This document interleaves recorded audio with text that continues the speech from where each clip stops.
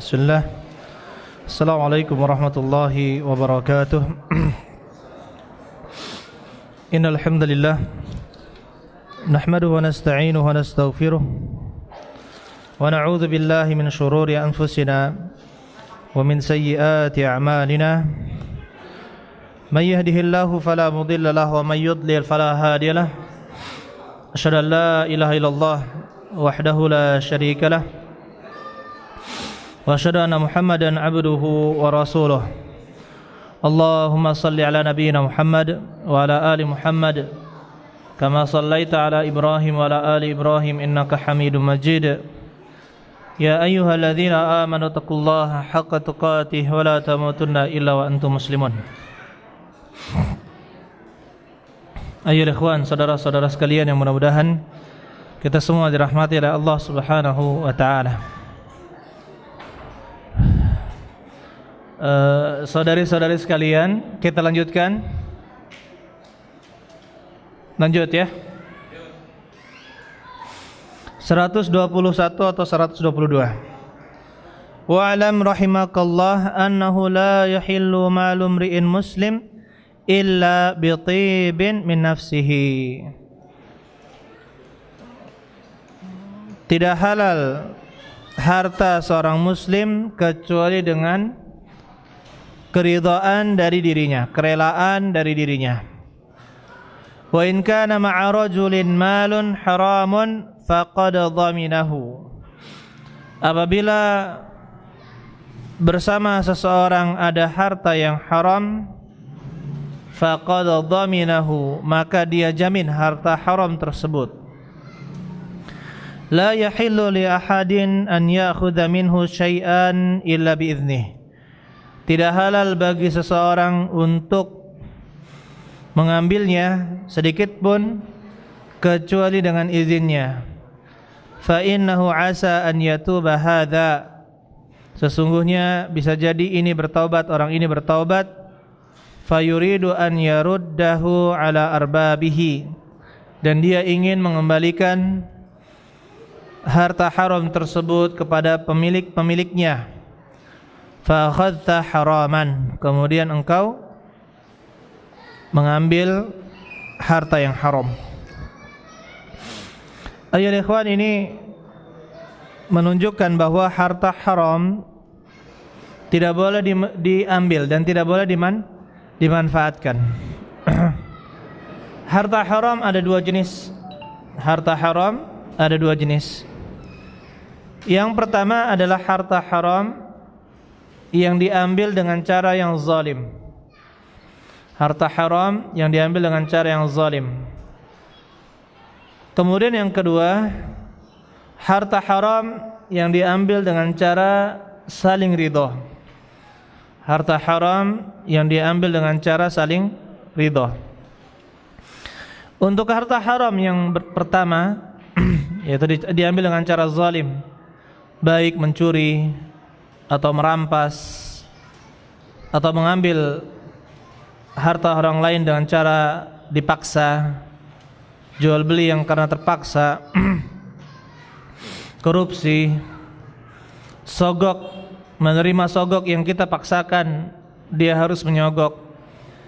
Maka yang seperti ini ayolah ikhwan termasuk harta haram yang didapatkan dengan cara zalim, karena dia mengambil harta orang lain dengan tanpa keridhaan orang lain tersebut. Cara bertaubatnya adalah bertaubat kepada Allah Subhanahu wa taala dan mengembalikan harta haram tersebut kepada pemiliknya. Tidak boleh kita berikan kepada orang lain, tidak boleh kita sedekahkan, tidak boleh kita peruntukkan untuk WC atau untuk jalan, tidak boleh. Tetapi harus dikembalikan kepada pemiliknya, karena ini termasuk kezaliman. Adapun harta haram yang didapatkan dengan cara tidak menzalimi orang lain, suka sama suka. Contohnya menjual barang haram, kemudian dia suka sama suka. Menjual jasa haram, dia suka sama suka. Begitu pula hasil dari riba, hasil dari perjudian, suka sama suka, maka terjadi perselisihan di kalangan para ulama tentang bagaimana cara bertaubatnya. Tapi yang jelas, orang yang mendapatkan harta tersebut tidak boleh memanfaatkan sedikit pun harta haram tersebut. Pendapat yang kuat, dia boleh memberikan harta haram tersebut kepada orang lain, untuk orang lain menjadi hibah atau pemberian kepadanya, dan baginya sebagai harta yang dibuang kepada orang lain, dan tidak boleh diniatkan sebagai sedekah. Dan bagi yang menerimanya, walaupun bukan orang miskin, maka tidak menjadi masalah. Tidak menjadi masalah. Ya, ini harta yang didapatkan dengan cara ridho. Boleh. Begitu pula boleh untuk sarana-sarana belajar, boleh. Ini untuk harta-harta yang haram didapatkan dengan cara keridhaan. Allah alam bisawab, ini terjadi perselisihan di kalangan para ulama. Tetapi kalau misalkan kalau ingin wara', maka itu lebih baik sebagaimana dilakukan oleh Abu Bakar As-Siddiq ketika beliau mengetahui bahwa harta yang dimakannya adalah harta dari hasil dari kahanah, tukang ramal atau dukun, maka Abu Bakar As-Siddiq memuntahkan makanan yang beliau makan.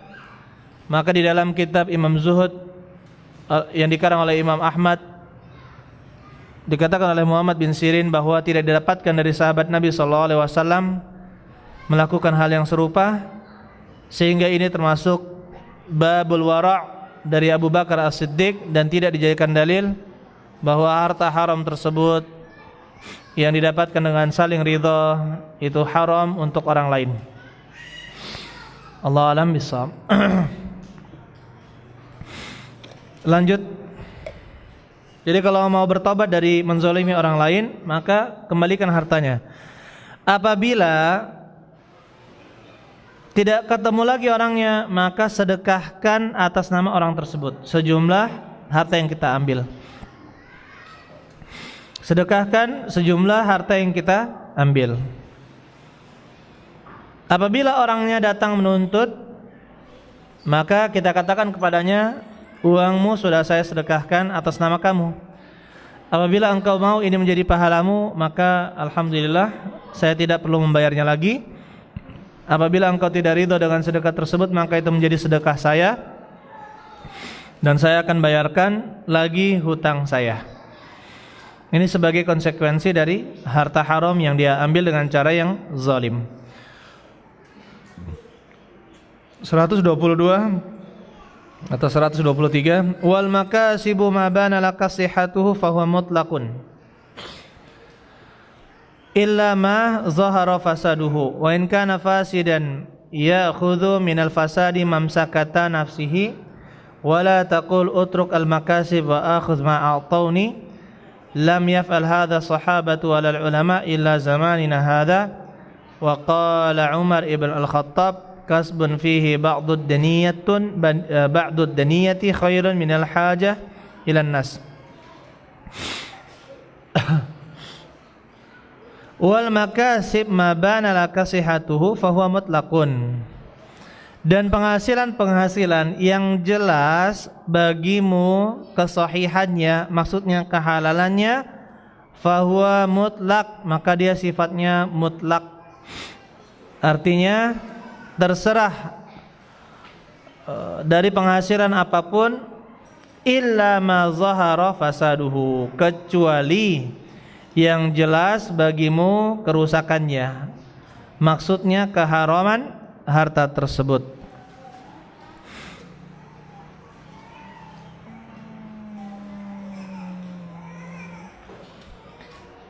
Wa in kana fasidan, seandainya harta yang didapat adalah harta yang haram, ya'khudh minal fasadi mamsakata nafsihi, maka boleh dia ambil sesuai kebutuhan dirinya, sesuai kebutuhan yang harus untuk dirinya. Wala taqul, dan janganlah engkau katakan utruk al-makasib, tinggalkanlah penghasilan-penghasilan tersebut, wa akhudh ma a'tauni, dan aku ambil apa-apa yang diberikan oleh manusia.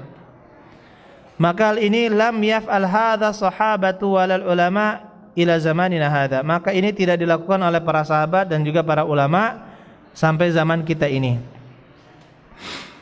Maksudnya apa? Seandainya kita memiliki penghasilan yang haram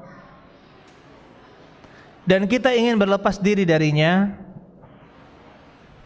dan kita tidak memiliki penghasilan yang halal, maka ambillah harta yang haram tersebut sesuai untuk hidup saja.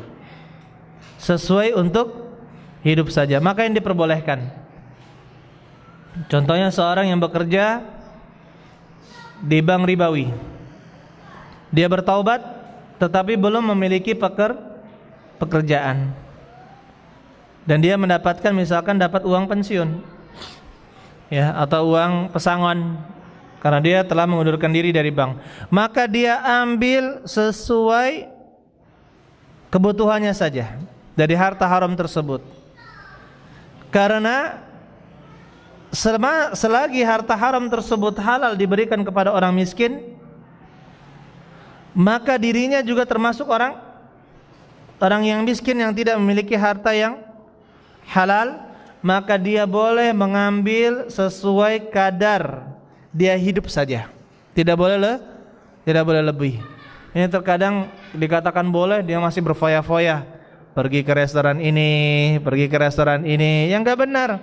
Dia takaran hidupnya saja diperbolehkan dia ambil dari harta yang haram tersebut.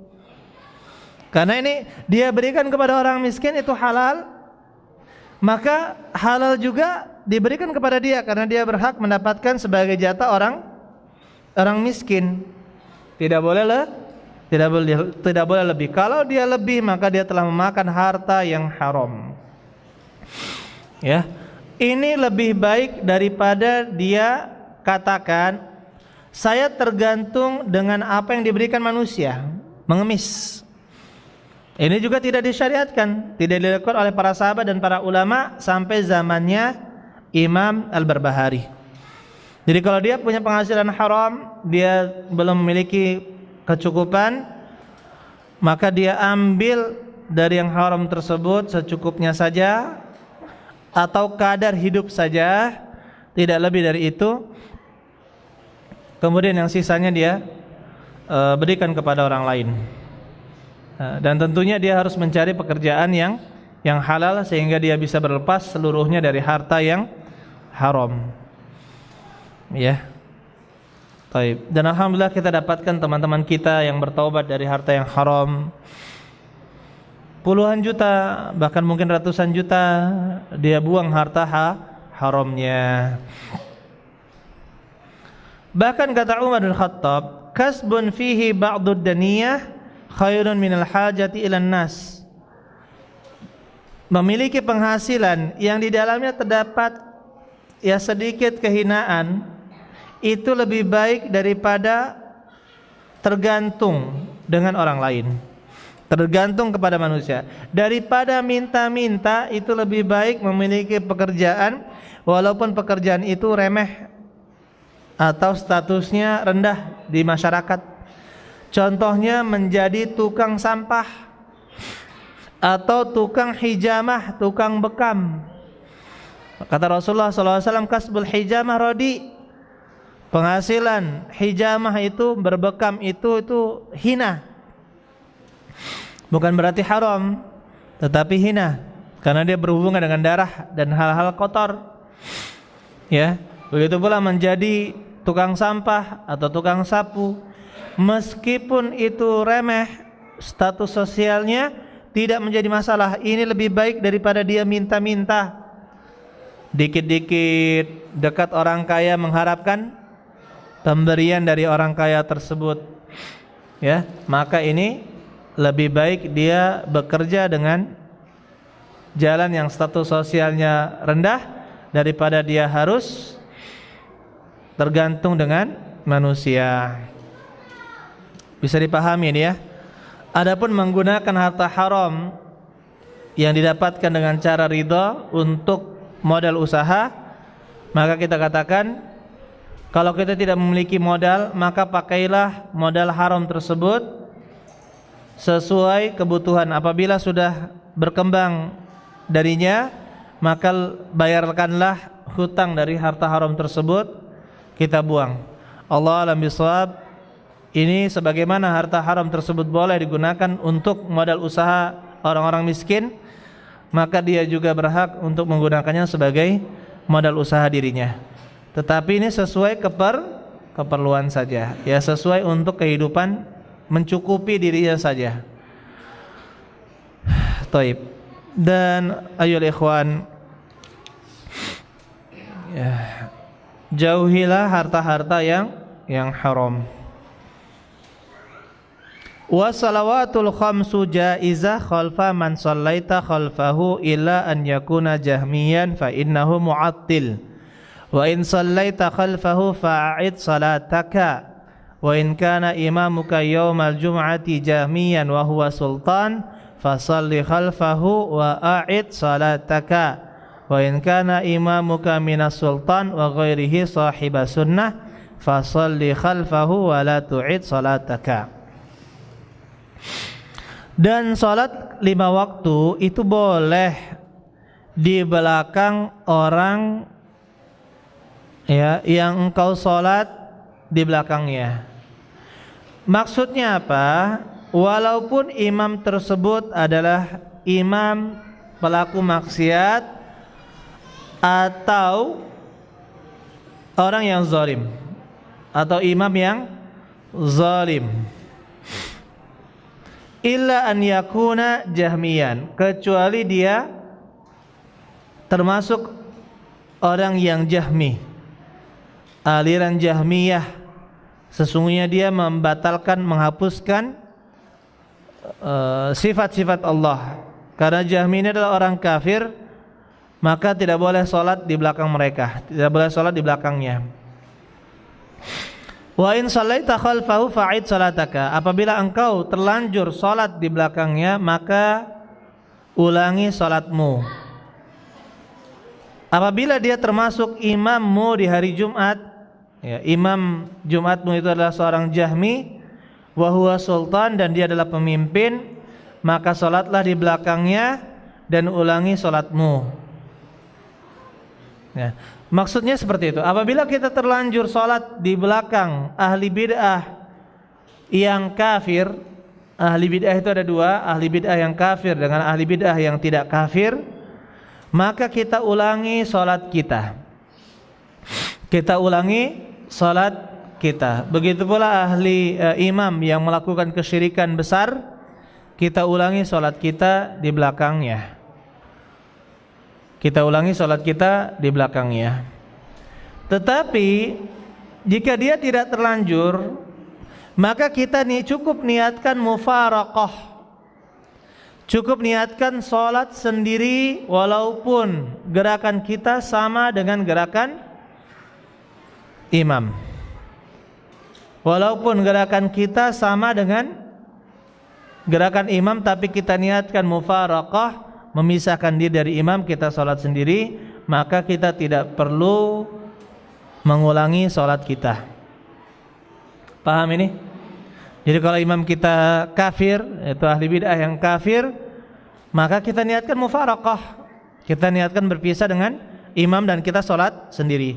Tapi kalau sudah terlanjur, ternyata dia adalah imam yang kafir, maka kita ulangi sholat kita. Kita ulangi sholat kita. Permasalahan ketika sholat Jumat ini menjadi masalah. Kita kalau ikuti dia pun harus 2 rakaat saja, sementara ya kita ingin sholat zuhur sebagai pengganti Jumat, ya kan? Maka yang seperti ini kita ulangi sholat kita. Kalau kita sholat di belakangnya sholat sholat Jumat dengan 2 rakaat, maka kita ulangi 4 rakaat, cukup di rumah agar tidak ketahuan. Ini apabila dia adalah imam yang keluar dari agama Islam dengan kebid'ahannya. Adapun ahli bid'ah yang dia sah salatnya, maka sah salat di belakangnya. Ada kaidah yang dibuat oleh para ulama, man sahhat salatuhu sahal i'timamu bihi. Barang siapa yang sahih salatnya ketika dia sendiri, maka sah menjadi imam di belakangnya. Kita sah menjadi makmum imam tersebut. Ya, paham ini ya? Paham kaidah ini? Kalau sah salat ahli bid'ah tersebut, maksudnya imam tersebut sah kalau dia salat sendiri, berarti ahli bid'ah yang tidak mengeluarkan dari agama Islam, maka sah juga salat di belakang dia, tidak perlu kita mengulang salat kita. Jadi penting membagi kebid'ahan itu menjadi dua. Penting membagi kebid'ahan tersebut menjadi dua. 125.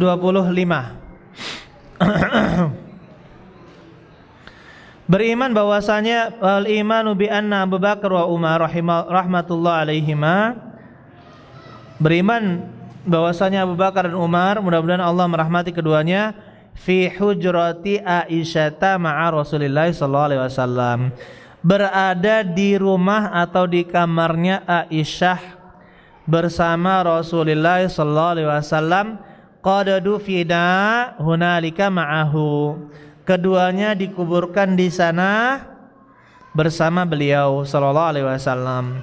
Fa idza ataital qabra, apabila engkau mendatangi kuburnya, fattaslim alaihima ba'da Rasulillah sallallahu alaihi wasallam wajibun, maka mengucapkan salam kepada keduanya adalah wajib setelah mengucapkan salam kepada Rasulullah sallallahu alaihi wasallam. Ini yang pertama. Ya.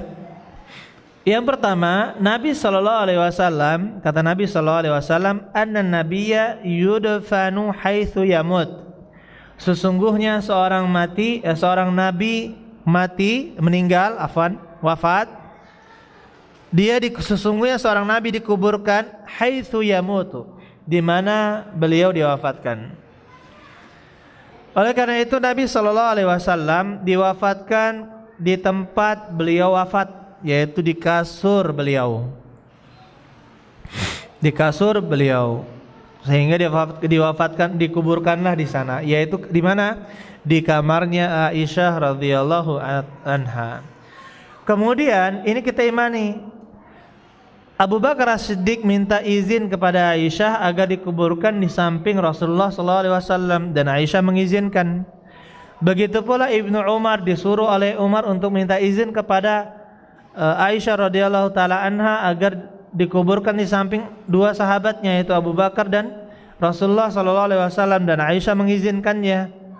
Akhirnya dikuburkanlah di satu tempat, yaitu kamarnya Aisyah radhiyallahu taala anha. Orang Syiah ini selalu ditutup-tutupi hal ini. Ya, akan kaget-kaget.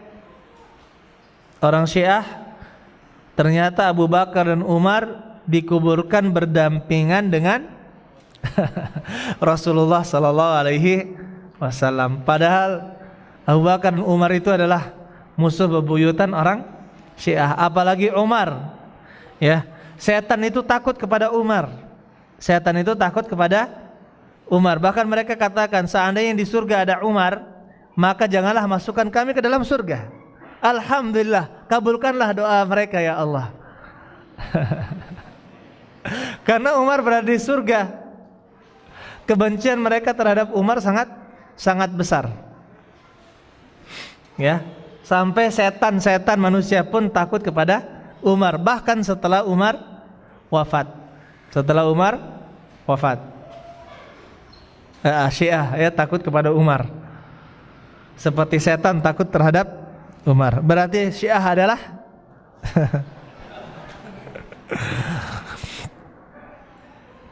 akan tetapi ayolah ikhwan, saudara-saudara sekalian, kita tidak disyariatkan meniatkan ketika safar ke Madinah, kita tidak boleh meniatkan kuburan Nabi sallallahu alaihi wasallam.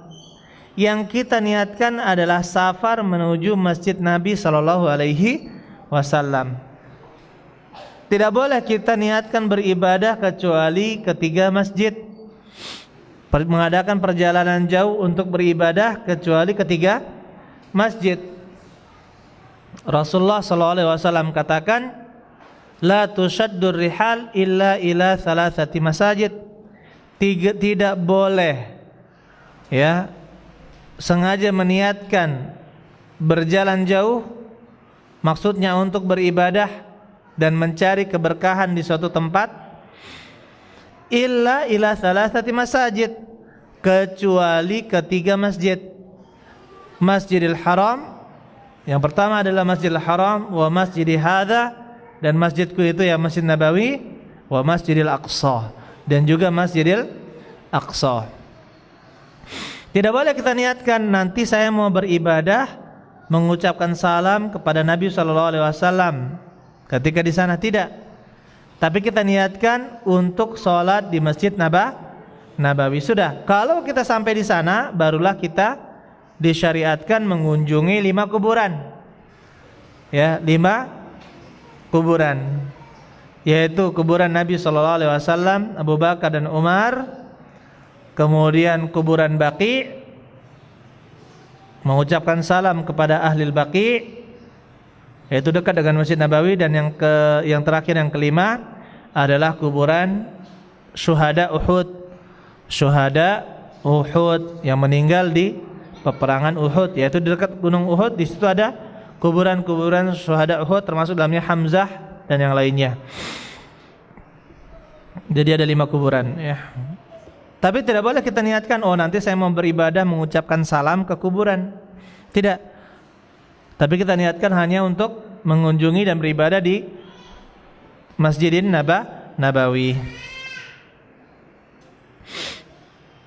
Kemudian perkataan beliau wajib, ini maksudnya wajib artinya jangan tidak dilakukan. Jangan tidak dilakukan. Ucapkanlah salam keselamatan kepada Abu Bakar dan Umar. Assalamualaikum ya Abu Bakar As-Siddiq wa rahmatullahi wa barakatuh. Assalamualaikum ya Umar ibn Al-Khattab rahmatullahi wa barakatuh.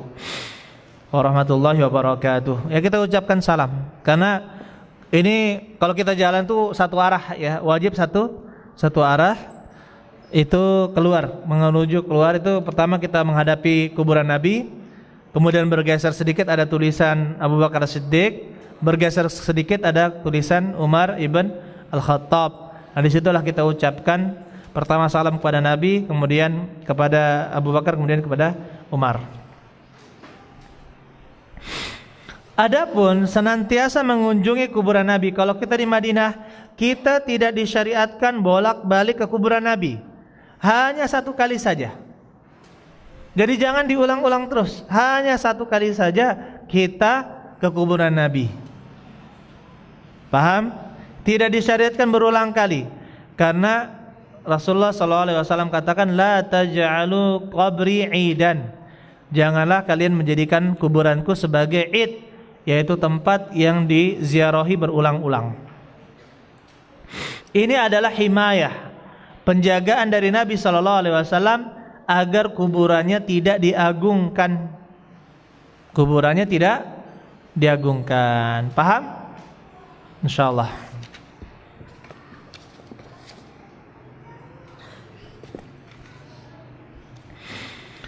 Qala al-mu'allif rahimahullah ta'ala, al-amru bil ma'ruf wa nahyu anil munkar wajibun illa man khifta sayfahu aw asahu.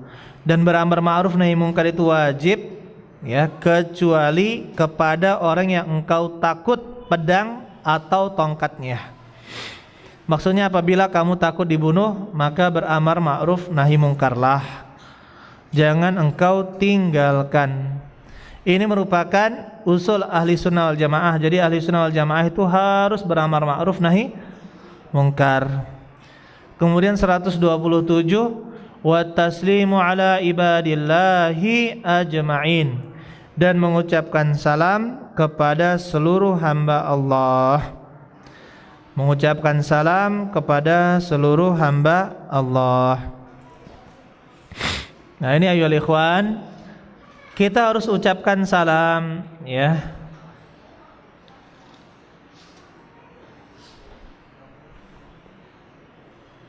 Jadi banyak sekali keutamaan mengucapkan salam yang disebutkan oleh Nabi SAW.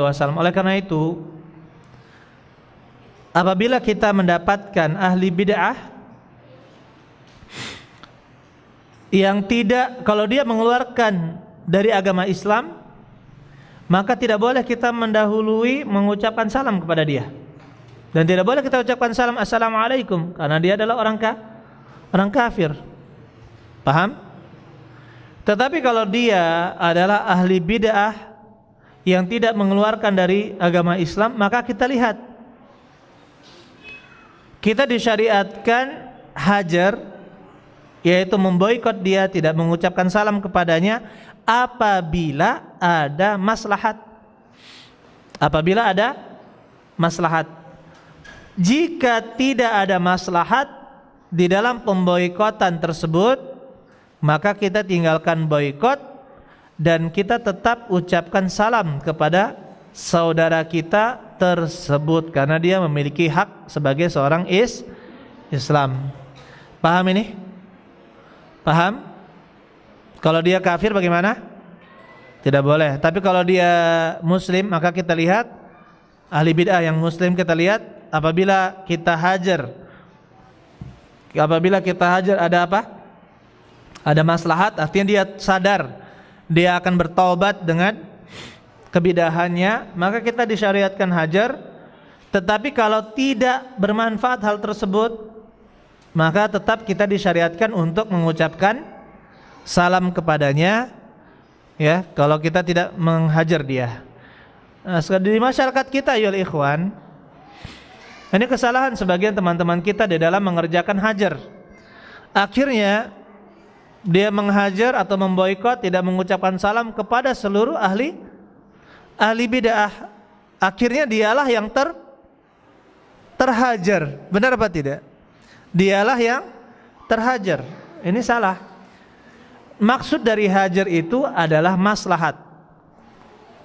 Coba lihat Ka'ab bin Malik dan juga dua sahabatnya yang dia tidak mengikut perang di perang Tabuk, diboikot oleh Rasulullah SAW selama berapa hari?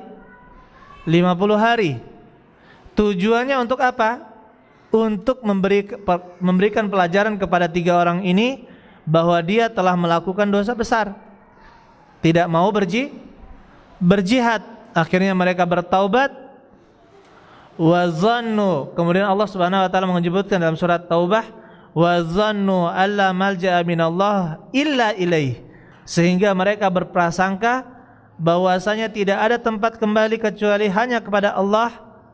Kemudian Allah terima taubatnya. Jadi maksud dari hajar adalah apa? Kemaslahatan agar dia bertaubat. Nah, kalau misalkan tidak diharapkan dengan cara hajar itu ada maslahat di dalamnya, yang namanya orang awam kalau dihajar tidak ngerti, ya tidak, maka dikembalikan kepada hukum asal, yaitu hak muslim alal muslim sittun. Kata Rasulullah SAW, hak muslim terhadap muslim yang lainnya ada 6. Idza laqitahu fasallim alaih, apabila engkau bertemu dengannya maka ucapkanlah salam kepadanya. Paham ini? Paham. Nah, ini dikit-dikit tidak mau salaman, ya, memalingkan wajah. Ya justru kamu yang dihajar gitu ya. Bukan kamu menghajar orang lain, tapi kamu yang dihajar gitu. Apakah ada maslahat? Tidak ada maslahat. Justru malah memperburuk citra dakwah sunnah, ya. Karena hajar itu diterapkan oleh Rasulullah SAW kepada pelaku maksiat. Apabila sudah selesai hajar tersebut ada maslahatnya, maka dihentikan yang namanya hajar. Kalau tidak ada maslahatnya maka tidak disyariatkan. Taib, lanjut. Ini mengucapkan salam, ya, panjang sebenarnya kalau dijelaskan. Kemudian wa man taraka salatal jum'ah, barang siapa meninggalkan salat Jumat wal jamaah dan juga jamaah fil masjid, di dalam masjid, min ghairi uzrin, tanpa ada uzur, fahuwa mubtadi', maka dia itu adalah ahlil bid'ah. Wal uzru, yang dinamakan uzur itu kamaradin la taqata lahu bil khuruj ilal masjid, seperti sakit dia tidak mampu pergi ke masjid, au khaufin min sultanin zalim, atau takut kepada raja yang zalim. Wa ma siwa dzalika fala uzra lahu, adapun yang selainnya maka tidak ada uzur. Jadi uzur meninggalkan salat Jumat dan jamaah itu karena dua hal, yaitu sakit dan takut. Sakit dan takut ini untuk orang yang mukim, untuk orang yang mukim. Adapun musafir tidak diwajibkan salat Jumat dan salat jamaah. Taib, di sini beliau berpendapat bahwa salat jamaah itu wajib, ya, karena memang ini mazhab dari Imam Ahmad. Taib. Bahkan di mazhab Imam Syafi'i pun walaupun mereka mengatakan sunnah muakkadah, sunnah yang ditekankan, tetap saja mereka mengatakan sunnah muakkadah. Tetapi kalau hal-hal yang membolehkan seorang meninggalkan apa? Salat berjamaah, ya. Justru dalam mazhab Syafi'i apabila seseorang sengaja sering meninggalkan salat berjamaah, maka hilang adalatuhu, hilanglah keadilannya. Artinya dia bukan termasuk orang yang bisa dipercaya. Allah a'lam bishawab.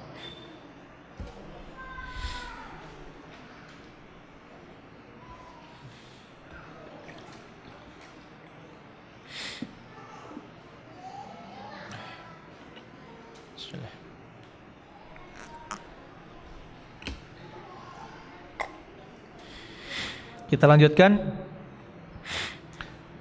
Beliau menyebutkan yang disebut dengan uzur adalah sakit yang tidak mampu untuk ke masjid atau takut dari sultan yang zalim, maka boleh. Begitu pula termasuk uzur yaitu apa? Hujan. Termasuk uzur adalah hujan atau dingin yang sangat dingin. Boleh seorang tidak sholat di masjid kalau benar-benar dingin, sangat dingin, ditakutkan bahaya terhadap dirinya. Ini uzur. Dan ini ayyuhal ikhwan, saudara-saudara sekalian, ya, ahli bid'ah, kalau kebanyakan ahli bid'ah itu salatnya hanya sendiri-sendiri saja. Bahkan menjadi ciri ahli sunnah wal jamaah, salatnya itu di mana? Di masjid. Bahkan yang sangat disayangkan, pondok-pondok pesantren yang bukan sunnah, ya, kiainya atau mudirnya sholat di mana? Sholat di rumah. Bahkan saya pernah mendapatkan seorang teman kita atau mertua salah seorang dari ustadz kita di sini. Ustadz, katanya, saya pernah sholat di pondok pesantren. Sholat subuh saya tunggu-tunggu, tidak dihidupkan, katanya, masjidnya. Akhirnya saya azan sendiri, qomat sendiri, sholat sendiri. Kemudian setelah itu, padahal ada santri, ada ustadznya, ada kiainya.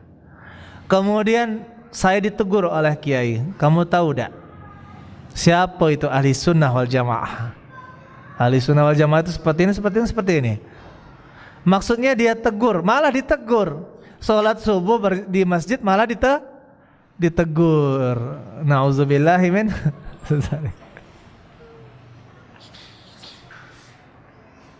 Oleh karena itu ya ikhwan, ya, di zaman Nabi SAW tidaklah ada yang menjadi ciri kemunafikan yang sangat tampak selain sholat jamaah. Karena orang-orang munafik itu sholat berjamaah hanya ketika kelihatan saja, siang, zuhur, asar. Kalaupun asar itu mereka beralasan pergi ke kebun. Jadi nyelinap. Kalau maghrib mereka pasti sholat. Kenapa? Masih kelihatan. Adapun sholat isya sudah ditutupi oleh malam, tidak usah ke masjid, tidak ketahuan juga. Apalagi subuh.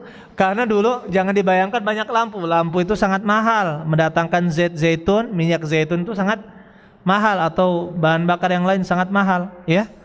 Jadi kebanyakan malam, isya dan subuh itu tidak ada penerangan. Tidak ada yang membawa penerangan. Jadi semuanya masih meraba-raba. Kalaupun pakai cahaya, dia untuk pakai di jalan, obor di jalan, setelah masuk masjid dia dimatikan. Kemudian masuk masjid masih meraba-raba juga. Jadi tidak tampak wajah orang yang sholat isya. Oleh karena itu dikatakan asqalu sholati alal munafiqin sholatul isya wa sholatul fajar. Seberat-berat sholat untuk orang munafik adalah sholat isya dan sholat subuh. Allah musta'an, ya. Baik.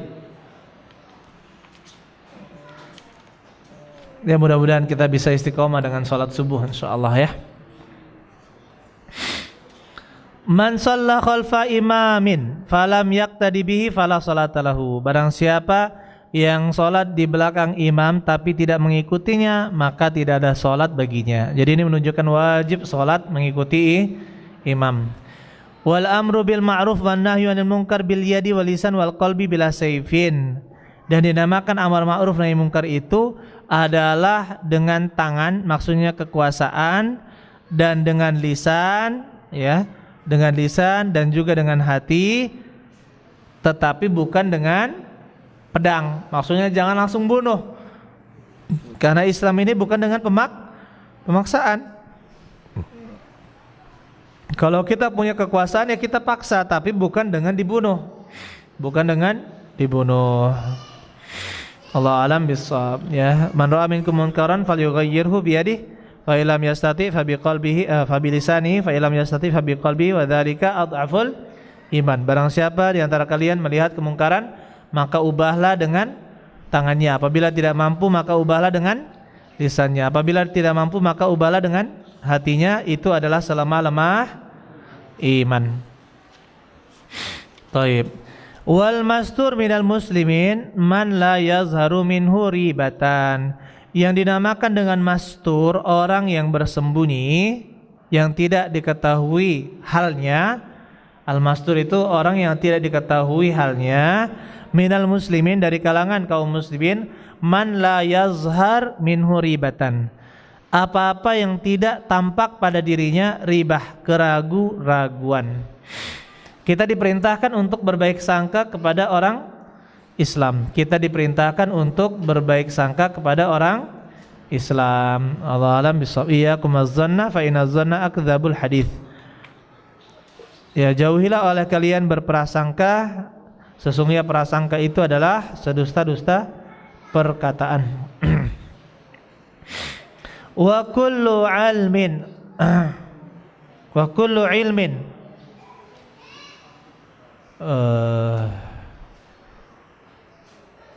Jaid, ya.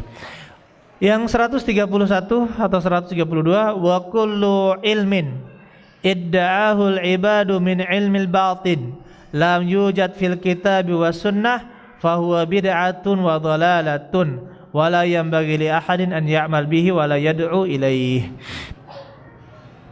Setiap ilmu yang seorang hamba, yang hamba-hamba mengakuinya sebagai ilmu batin, yang tidak ada di dalam Alkitab dan As-Sunnah, maka dia bid'ah dan sesat. La yanbaghi li ahadin an ya'mal bihi. Tidak sepantasnya seorang mengamalkan dengan ilmu batin tersebut, dan juga tidak boleh menyeru atau mendakwahkannya. Ini banyak ini ilmu laduni. Bahkan saya pernah bercerita terhadap seseorang, ya. Bagaimana Bapak taubat?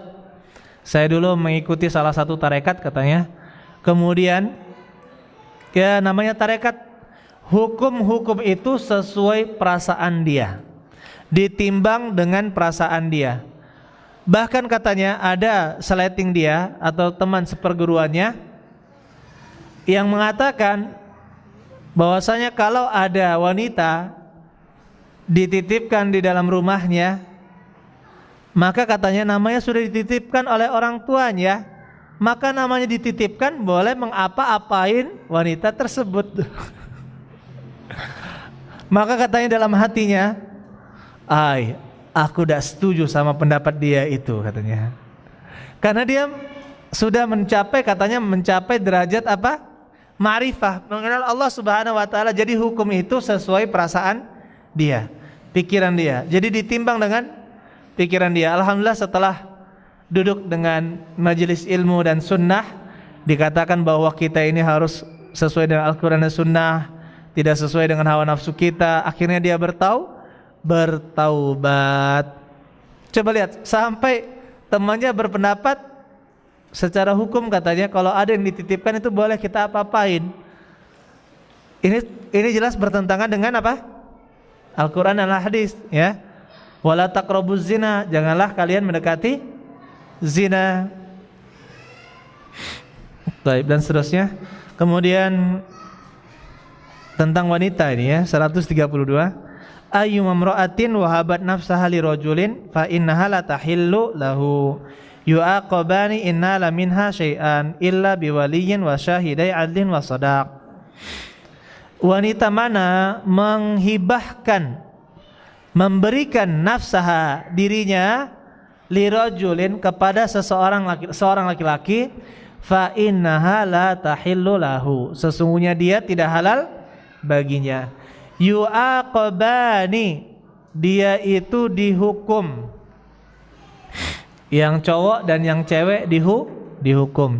Innala minha syai'an, apabila terjadi sesuatu pada mereka berdua, perzinaan atau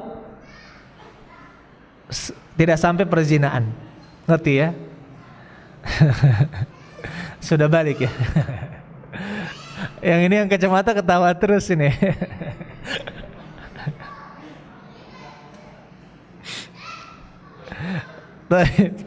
Jadi kalau sampai berzina ini parah, maka dia dihukum sesuai aturan perzinaan, ya. Tetapi kalau tidak sampai itu, ya, maka dia dihukum sesuai dita'zir, ya. Dita'zir itu hukuman yang ditakar oleh hakim. Tidak sah nikah kecuali dengan wali dan dua saksi adil, dan juga dengan sodak. Sodak itu artinya apa? Mahar. Sodak itu mahar. Ini sudah kita bahas pada pertemuan yang lalu. Jadi tidak sah menikah kecuali dengan wali. Wa idza ra'aita ar-rajula yat'anu ala ahadin min ashabi Rasulillah sallallahu alaihi wasallam fa'lam annahu sahibu hawan. Ketahuilah bahwasanya apabila engkau melihat seorang laki-laki mencela seorang dari sahabat Nabi sallallahu alaihi wasallam, ketahuilah dia adalah sahibu hawa wa sahibu qauli su, dan orang yang suka berkata buruk. Liqauli Rasulullah sallallahu alaihi wasallam, karena perkataan Nabi sallallahu alaihi wasallam, idza dzukira ashabi fa amsiku, apabila disebutkan keburukan tentang sahabat-sahabatku maka fa amsiku, tahanlah diri kalian, maksudnya dari mengatakannya. Faqad alima an-nabiy sallallahu alaihi wasallam ma yakunu minhum, Nabi sallallahu alaihi wasallam telah tahu apa yang akan terjadi pada mereka, minaz zalali ba'da mautihi, dari ketergelinciran atau keterpelesetan setelah beliau wafat. Falam yakul fihim illa khaira, dan tidaklah Nabi berkata kecuali kebaikan kepada mereka. Wa qauluhu, dan perkataan beliau, Dharu ashabi, biarkanlah para sahabatku, la taqulu fihim illa khaira, dan janganlah katakan kecuali yang baik-baik saja. Wala tuhaddits bisyai'in min zalalihim, dan janganlah kamu berkata suatu keburukan terhadap ketergelinciran mereka. Wala harbihim, begitu pula terhadap peperangan yang mereka lakukan di antara mereka. Wala maghaba anka ilmuhu, begitu pula terhadap sesuatu yang kamu tidak memiliki ilmu terhadapnya. Wala tasma'hu min ahadin yuhadditsu bihi, janganlah kamu dengar seorang berbicara tentang kejelekan tentang mereka. Fa innahu la yaslam laka qalbuka in sami'ta, sesungguhnya bisa jadi tidak aman hatimu jika engkau mendengarnya. Ini sudah kita bahas bagaimana cara bersikap apabila dijelekkan sahabat Nabi sallallahu alaihi wasallam. 134 atau 135.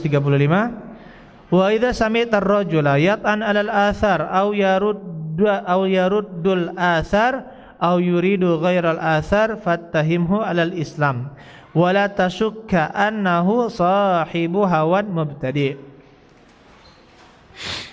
Apabila engkau mendengar seorang mencela hadis-hadis Nabi atau menolak hadis-hadis Nabi atau menginginkan selain hadis, fattahimhu 'alal islam, maka curigailah dia terhadap keislamannya.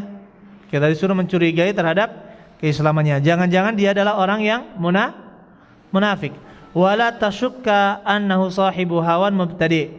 Jangan engkau ragu bahwasanya dia itu adalah orang yang mengikuti hawa nafsu dan mubtadi'. Wa'lam, ketahuilah, anna jawra sultan, kezaliman sultan, la yunkis faridatan min faraidillah, tidak mengurangi salah satu kewajiban dari kewajiban-kewajiban yang diberikan oleh Allah, allati iftaradaha ala lisan nabiyhi sallallahu alaihi wasallam, yang diwajibkan dengan lisan Nabi sallallahu alaihi wasallam. Jawruhu ala nafsihi, kezalimannya itu adalah untuk dirinya sendiri. Wa tatawwu'uka wa barruka ma'ahu tammun insyaallah, dan amalan sunnahmu dan ketakwaanmu bersama dia, yaitu bersama pemimpin yang zalim, tammun insyaallah, itu sempurna insyaallah, yaitu al-jamaah wal jumu'ata ma'ahum, salat jamaah dan salat Jumat bersama mereka.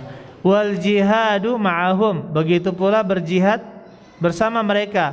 Wa kullu syai'in minat ta'at, dan segala sesuatu yang berupa ketaatan, fasyarikhum fihi falakaniyatuka, maka ikutilah mereka, ya, karena mereka pemimpin kaum muslimin, falakaniyatuka, dan engkau mendapatkan sesuai yang apa yang engkau niatkan. Masya Allah. Baik.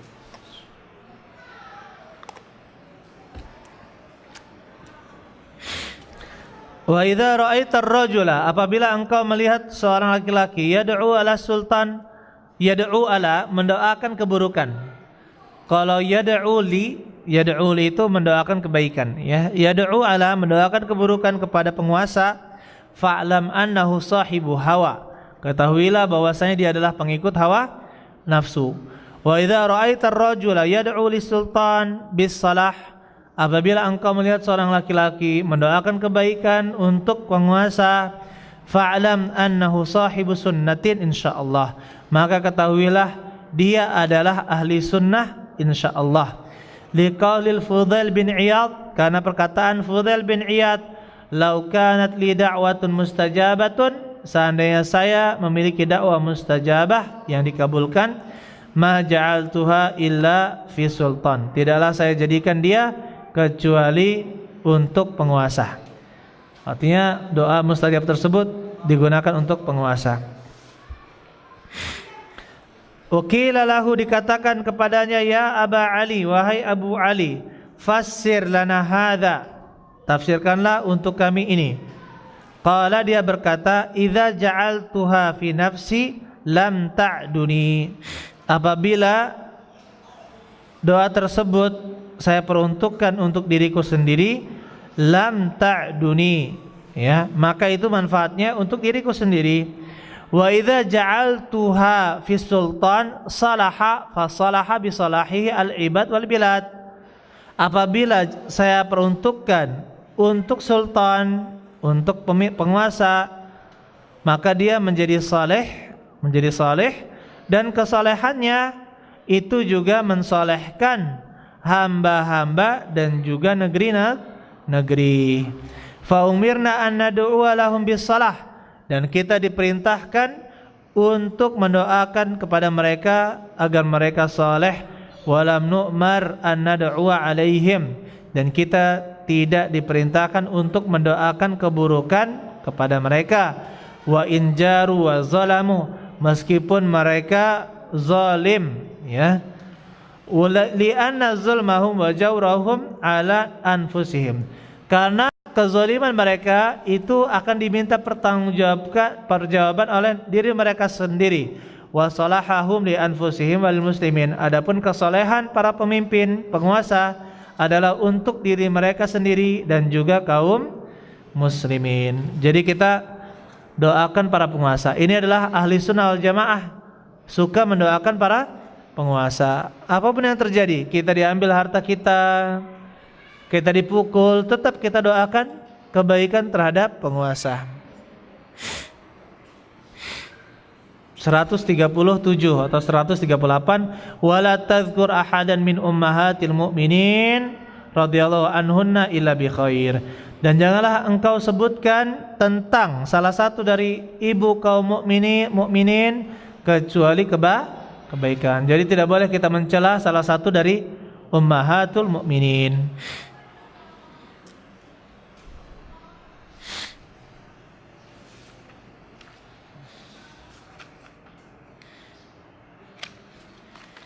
Insyaallah ya. Lanjut. Insyaallah. Alhamdulillah.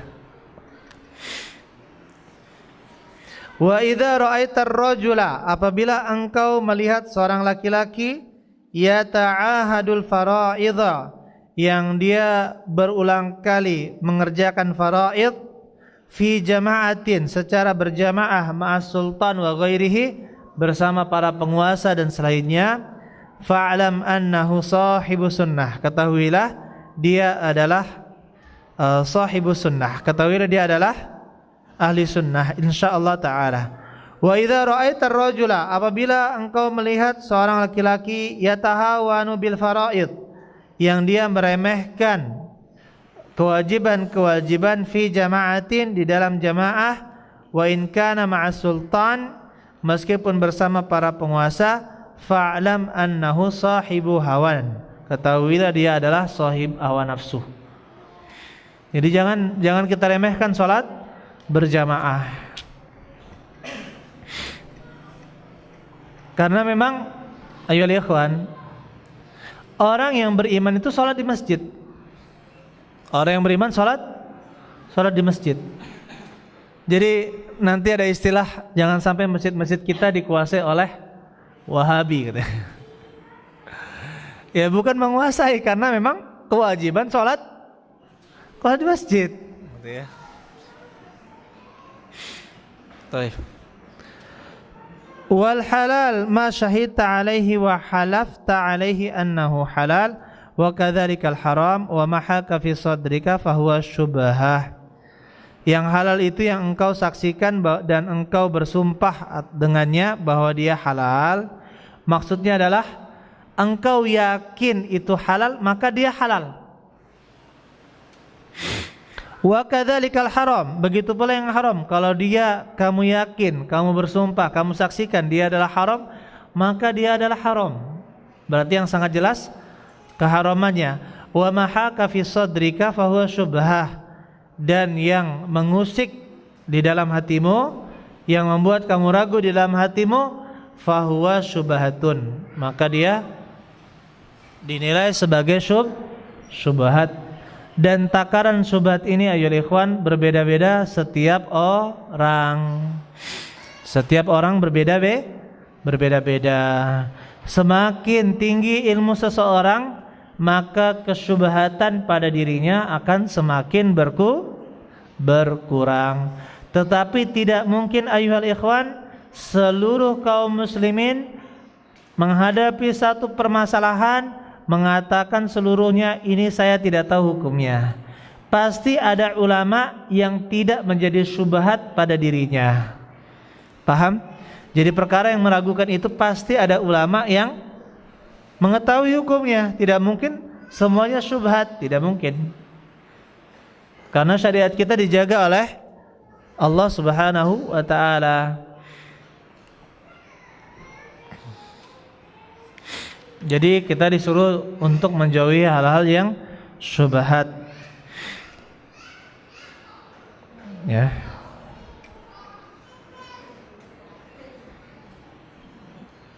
Sebentar.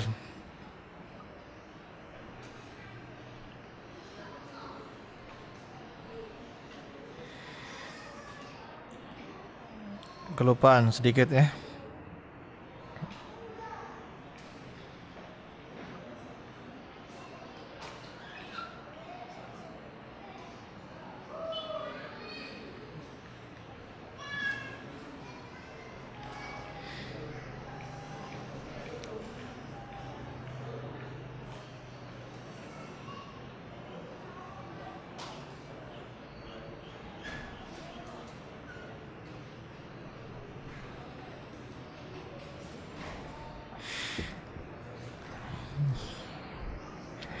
Taib, kita lanjutkan.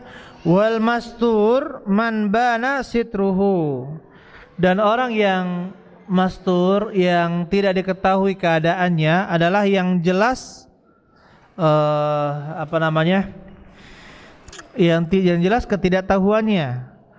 Ini menunjukkan bahwa asal dari kita menghukumi seorang muslim adalah kita patut berhusnuzan. Wal mahtuku man bana hitkuhu. Dan orang yang tidak mastur, yang tidak tersembunyi, adalah yang jelas ketidaksembunyiannya. Berarti jelas jelas halnya.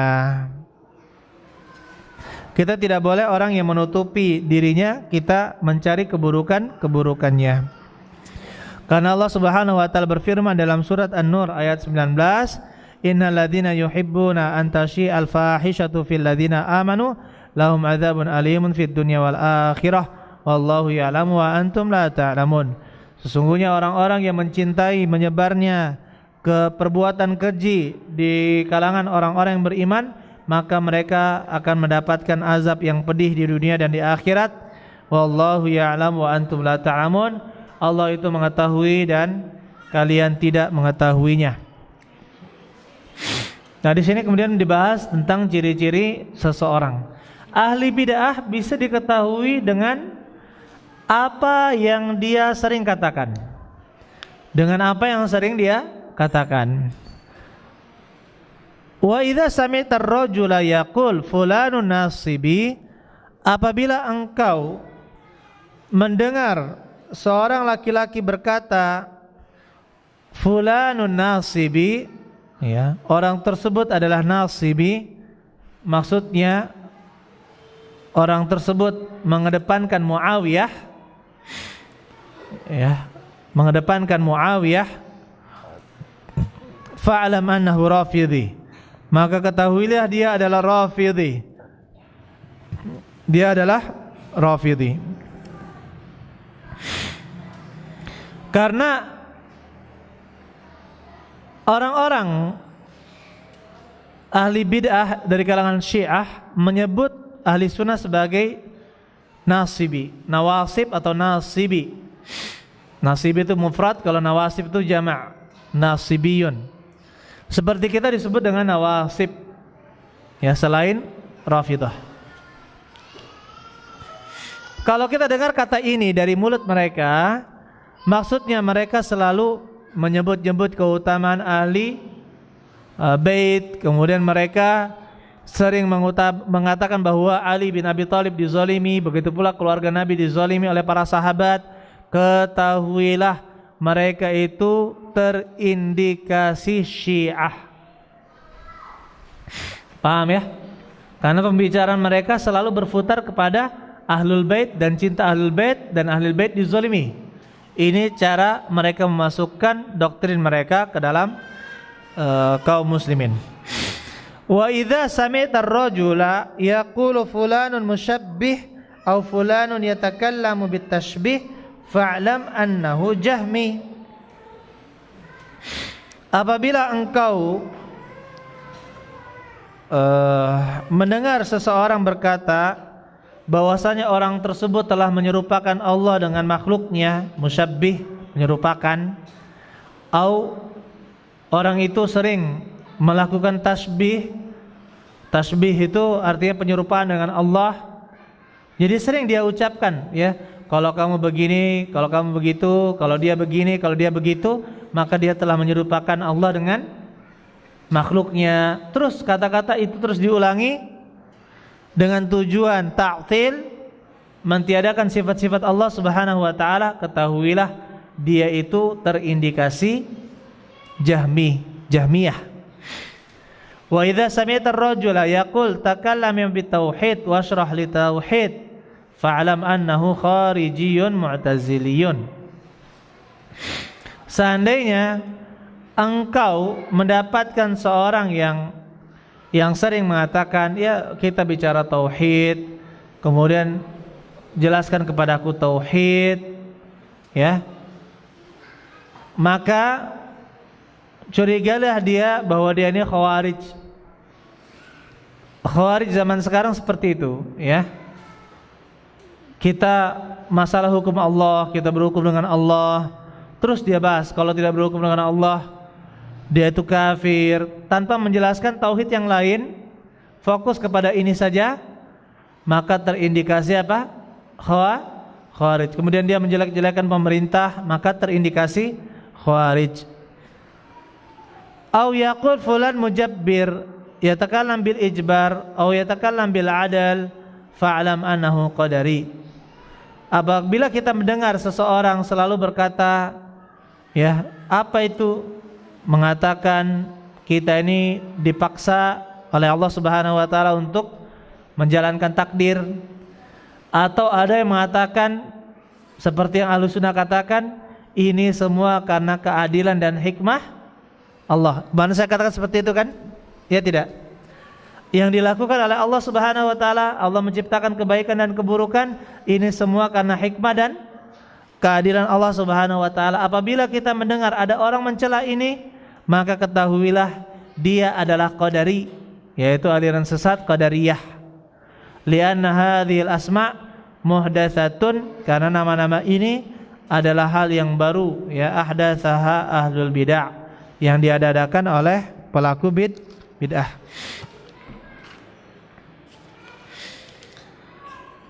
Kemudian ayolah ikhwan, selanjutnya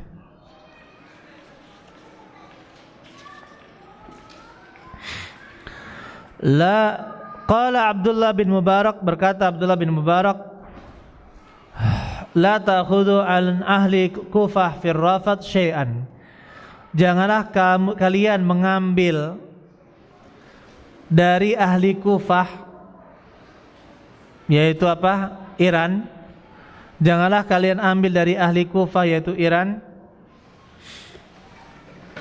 pada bab rafat syai'an, pada bab tentang Rafidhah, yaitu tentang ahlul bait, sesuatu apapun, karena mereka tersesat di sana. Wala an ahli Syam fi sayfi syai'an. Dan janganlah engkau mengambil perkataan orang-orang dari Syam terhadap pemberontakan, terhadap pedang, maksudnya terhadap pemberontakan.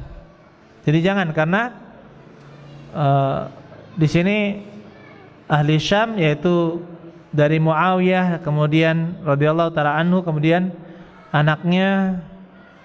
Apabila muncul perkataan ahli Syam yang membolehkan pemberontakan, maka jangan diambil pendapat ahli Syam. Wala an ahlil Basrah fil qadari syai'an. Begitu pula dari ahli Basrah, ya, tentang takdir, karena takdir di ahli Basrah itu banyak, ya, itu banyak terjadi di sana tentang kesesatan terhadap takdir. Wala an ahli Khurasan fil irja. Begitu pula jangan ambil dari ahli Khurasan, suatu tempat namanya Khurasan, di dalam bab irja, yaitu murji'ah. Wala an ahli Makkah fi sarfi syai'an. Dan janganlah dari ahli Makkah tentang saraf. Saraf itu tukar menukar uang, karena mereka bermudah-mudah di dalam hal tersebut.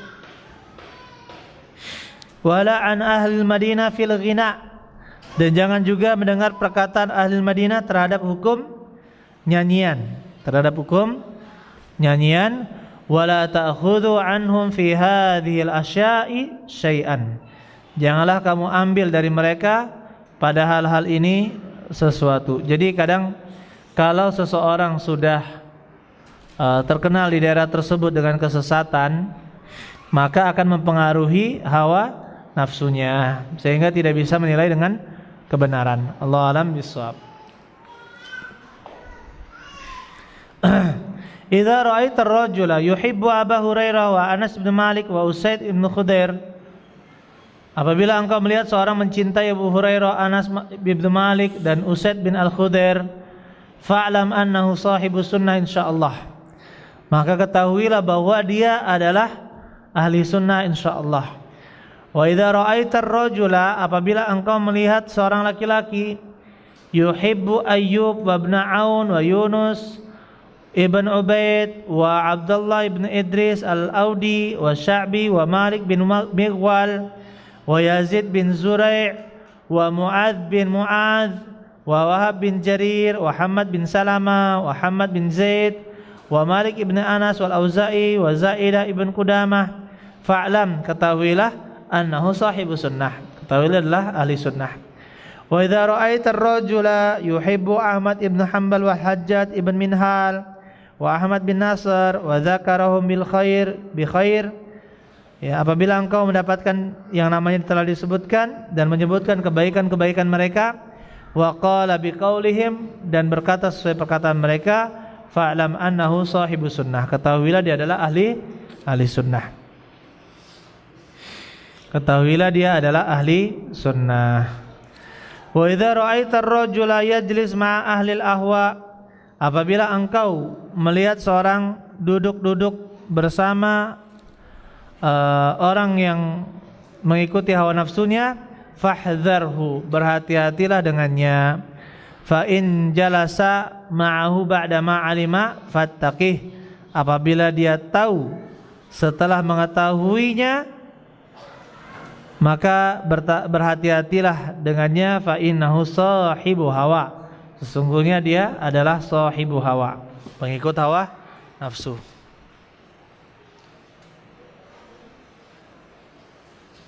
Karena Rasulullah SAW katakan, ar-rajulu ala dini khalilihi, seseorang itu tergantung dengan agama temannya. Falyanzur ahadukum man yukhalil, maka lihatlah seorang di antara kalian siapakah yang menjadi temannya.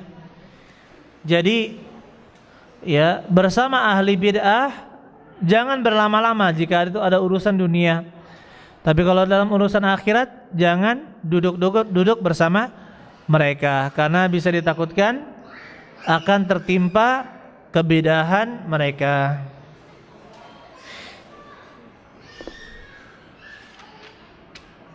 Baik, selanjutnya, wa idza sami'ta ar-rajula ta'tihi bil athar fala yuriduh wa yuridul Qur'ana fala tashukka annahu rajulun qad ihtawa 'ala az-zandaqah faqum min 'indihi wa da'hu. Apabila engkau mendapatkan seseorang, engkau datang kepadanya dengan membawa athar, membawa hadis, dan dia tidak menginginkannya, wa yuridul Quran, tetapi dia hanya menginginkan Al-Quran, fala tasyuk, janganlah engkau ragu bahwasanya dia adalah laki-laki yang telah berisi qad ihtawa 'ala zandaqah, dia berisi kemunafikan. Faqum min 'indihi wa da'hu, maka berdirilah dari sisinya, jadi pergilah dari tempatnya, wada'hu, dan tinggalkanlah dia, dia. Wa'lam annal ahwa'a kullaha radiyah, ketahuilah bahwa seluruh hawa nafsu itu adalah radiyah. Radiyah atau radiyah sama, yaitu buruk, ya. Kulluha, seluruhnya, ila sayfi, tad'u kulluha ila sayf, seluruhnya akan mengantarkan kepada pedang. Maksudnya fitnahnya akan membawa kepada perselisihan yang mengakibatkan pertumpahan apa? Darah. Wa arda'uha wa akfaruha rawafid wal mu'tazilah wal jahmiyah. Dan yang paling buruk dari kelompok-kelompok sesat tersebut adalah, dan lebih yang paling kafir adalah rawafid, orang-orang Syiah, wal mu'tazilah, dan kaum mu'tazilah yang mengikuti akalnya, wal jahmiyah, dan juga jahmiyah, fa innahum yarudduna nasa ala ta'til wa zandaqah. Sesungguhnya mereka menolak manusia dengan alasan ta'til, menghapuskan sifat, dan zandaqah, dan kemunafikan. Ini kita sudah bahas tadi.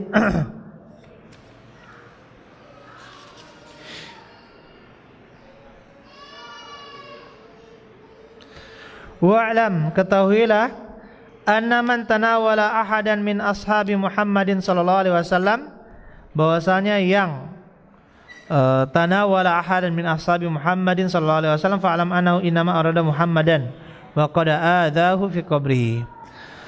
Barang siapa yang tanawal, mencela seorang dari sahabat Nabi sallallahu alaihi wasallam, maka ketahuilah sungguhnya dia menginginkan untuk mencela Nabi Muhammad sallallahu alaihi wasallam.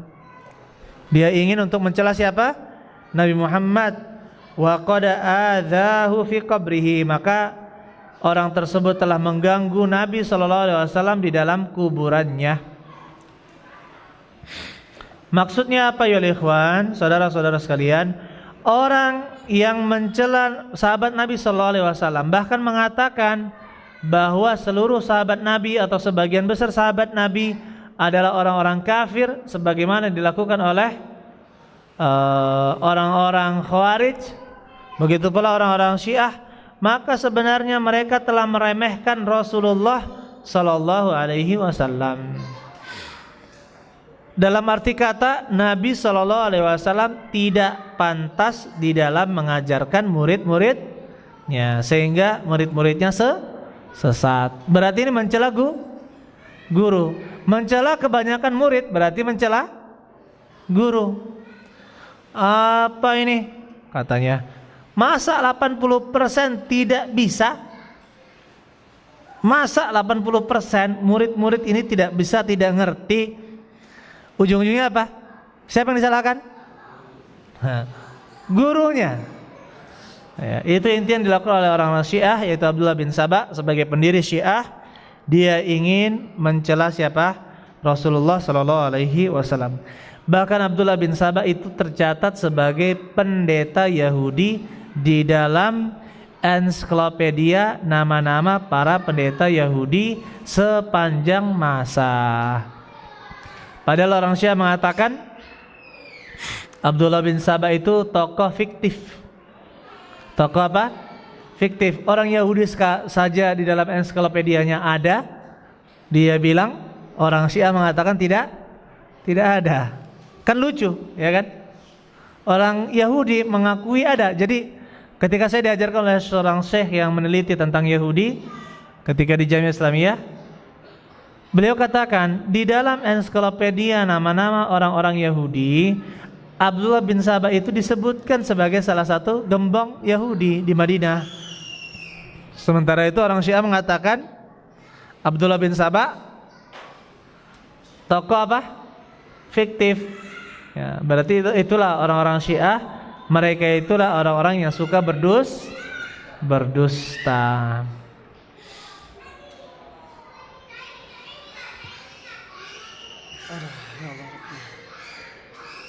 Baik, kita lanjutkan.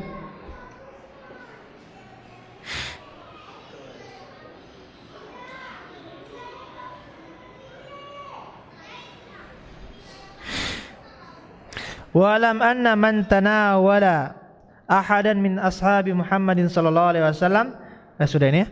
Idza zahara laka minal insan syai'un minal bid'ah fahdharhu fa innal ladzi akhfa anka aktsar mimma azhara. Subhanallah. Ini nasihat beliau. apabila engkau melihat dari seorang manusia sesuatu dari kebidahan, hati-hatilah terhadapnya. Sesungguhnya yang dia sembunyikan lebih banyak daripada yang dia tampakkan. Yang dia sembunyikan lebih banyak daripada yang dia tampakkan. Bahaya apa tidak ini? Bahaya. Ya. Nah, ini benar ini ya.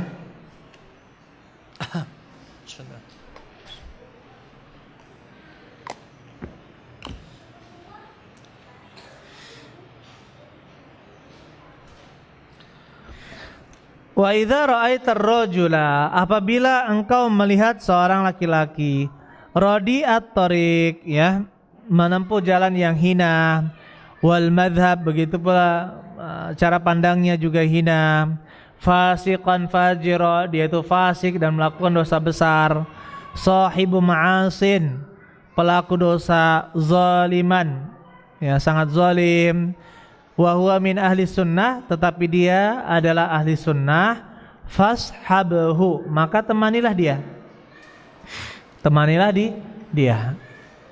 Karena orang tersebut walaupun dia berbuat maksiat, tetapi dia ahli sunnah, tidak berbahaya terhadap akidah kita. Wa jalis ma'ahu, dan duduklah bersama dia.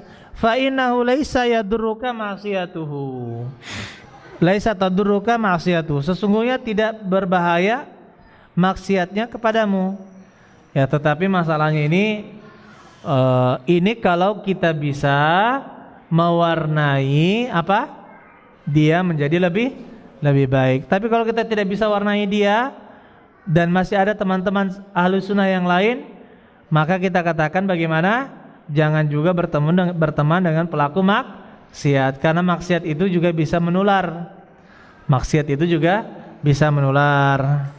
Dan tapi lebih parah apabila kesesatan yang menular kepada kita. Oleh karena itu lebih baik berteman dengan orang fasik, zalim, ahli sunnah, dan dia ahli sunnah, daripada berteman dengan ahli bid'ah walaupun dia saleh. Paham ini?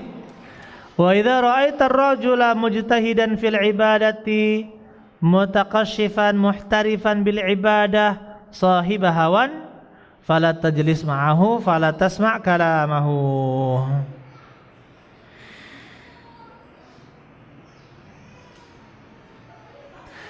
Wala tamshi ma'ahu fi tariq fa innahu la amanu an tastahliya tariqahu fatahlak ma'ahu. Apabila engkau melihat seseorang mujtahidan fil ibadah, sangat rajin beribadah, mutaqashifan, yang sangat tekun, muhtarifan bil ibadah, terkenal dia itu suka beribadah, tetapi sahibah hawan, tetapi dia itu apa? Pengikut hawa nafsu atau ahli bid'ah, fala tajlis ma'ahu, maka janganlah duduk bersama dirinya, wala tasma' kalamahu, dan jangan dengar perkataannya, wala tamshi ma'ahu, dan janganlah berjalan bersama dirinya, fi tariq, di suatu jalan. Fa inni la amanu, sesungguhnya saya tidak merasa aman, antas tahliya tariqahu fatahlik ma'ahu, kemudian engkau menganggap bagus jalannya, menganggap bagus perbuatannya, jalannya, sehingga kamu binasa, fatahlik ma'ahu, sehingga kamu pun binasa bersama dirinya. Karena banyak berteman dengan ahli bid'ah akan menganggap itu sebagai suatu kebiasaan. Tidak apa-apa kok, tidak berbahaya kok. Akhirnya kita mendapatkan kebaikan-kebaikan darinya, sehingga berubah dari kebencian terhadap kebid'ahannya, berubah menjadi kecintaan lambat laun.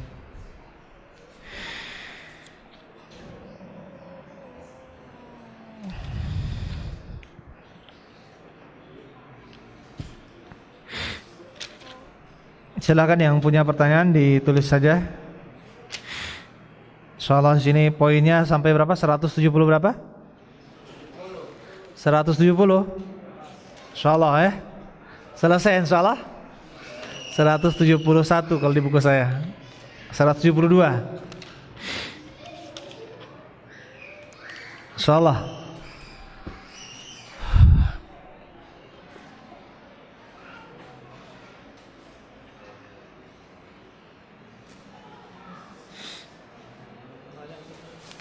Taruh aja.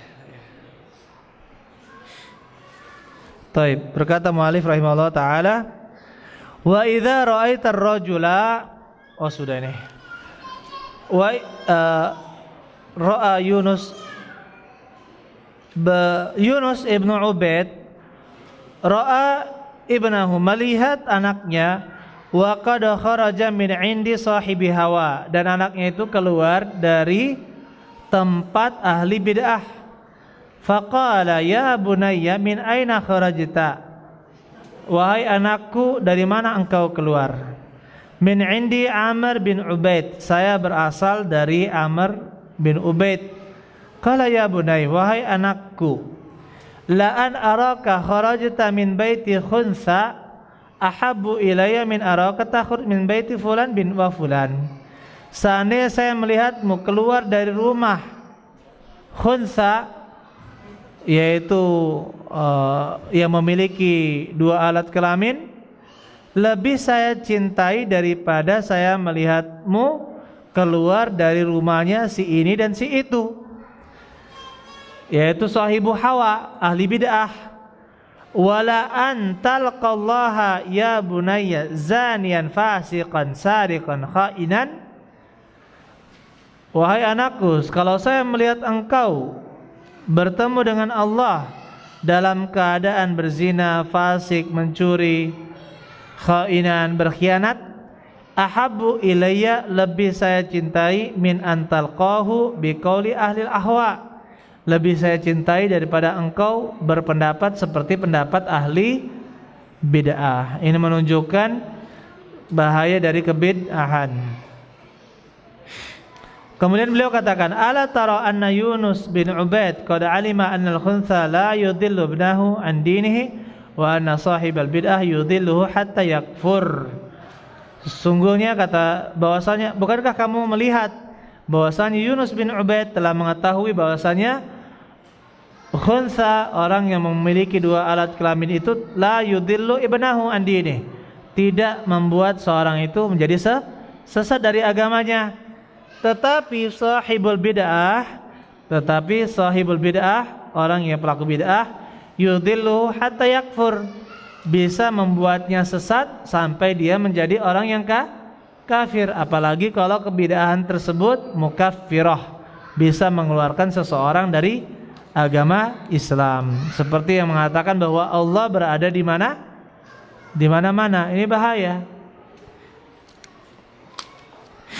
Wahdhar, berhati-hatilah, thumma hdhar, kemudian berhati-hatilah, ahla zamanika khasatan, terhadap orang-orang di zamanmu secara khusus.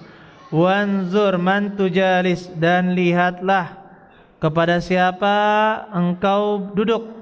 Wa mimman tasma', dan kepada siapa kamu mendengar. Wa man tashab, dan kepada siapa kamu tashab, temani, menjadi sahabat.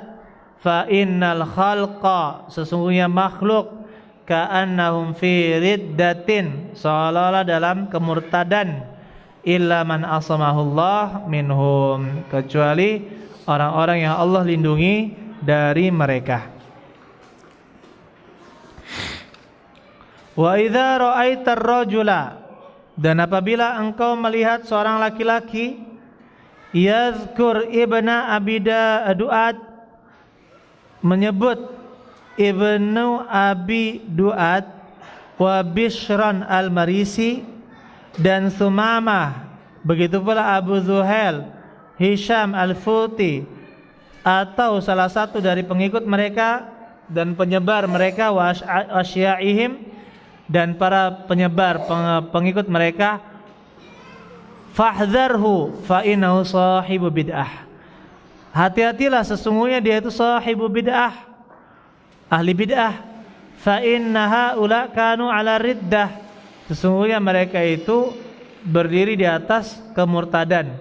Watruk hadzal rajul alladzi dzakarahum bi khair.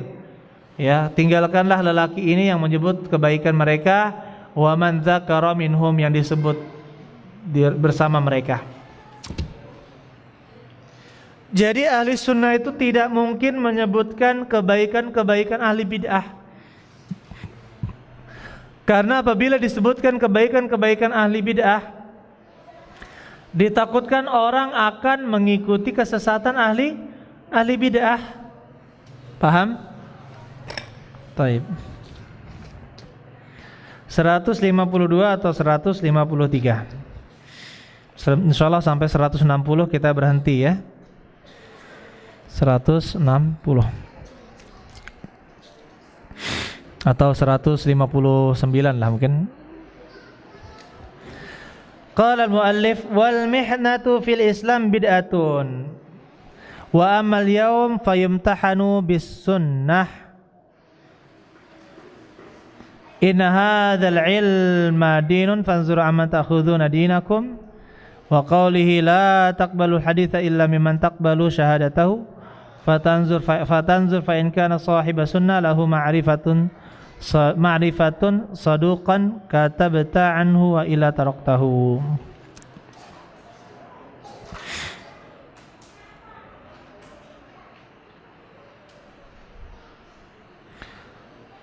Wal mihnatu fil Islam bid'ah, dan ujian-ujian di dalam Islam itu adalah kebid'ahan.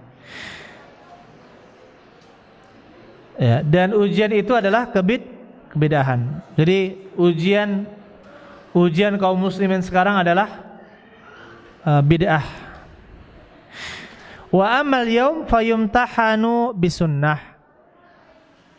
Ya, itu Dulu ketika muncul Islam awal, maka mereka diuji dengan kebid'ahan, apakah mereka tergoda atau tidak. Nah sekarang amal yaum fayumtahan bisunnah, maka mereka diuji dengan sunnah. Mereka diuji dengan sunnah.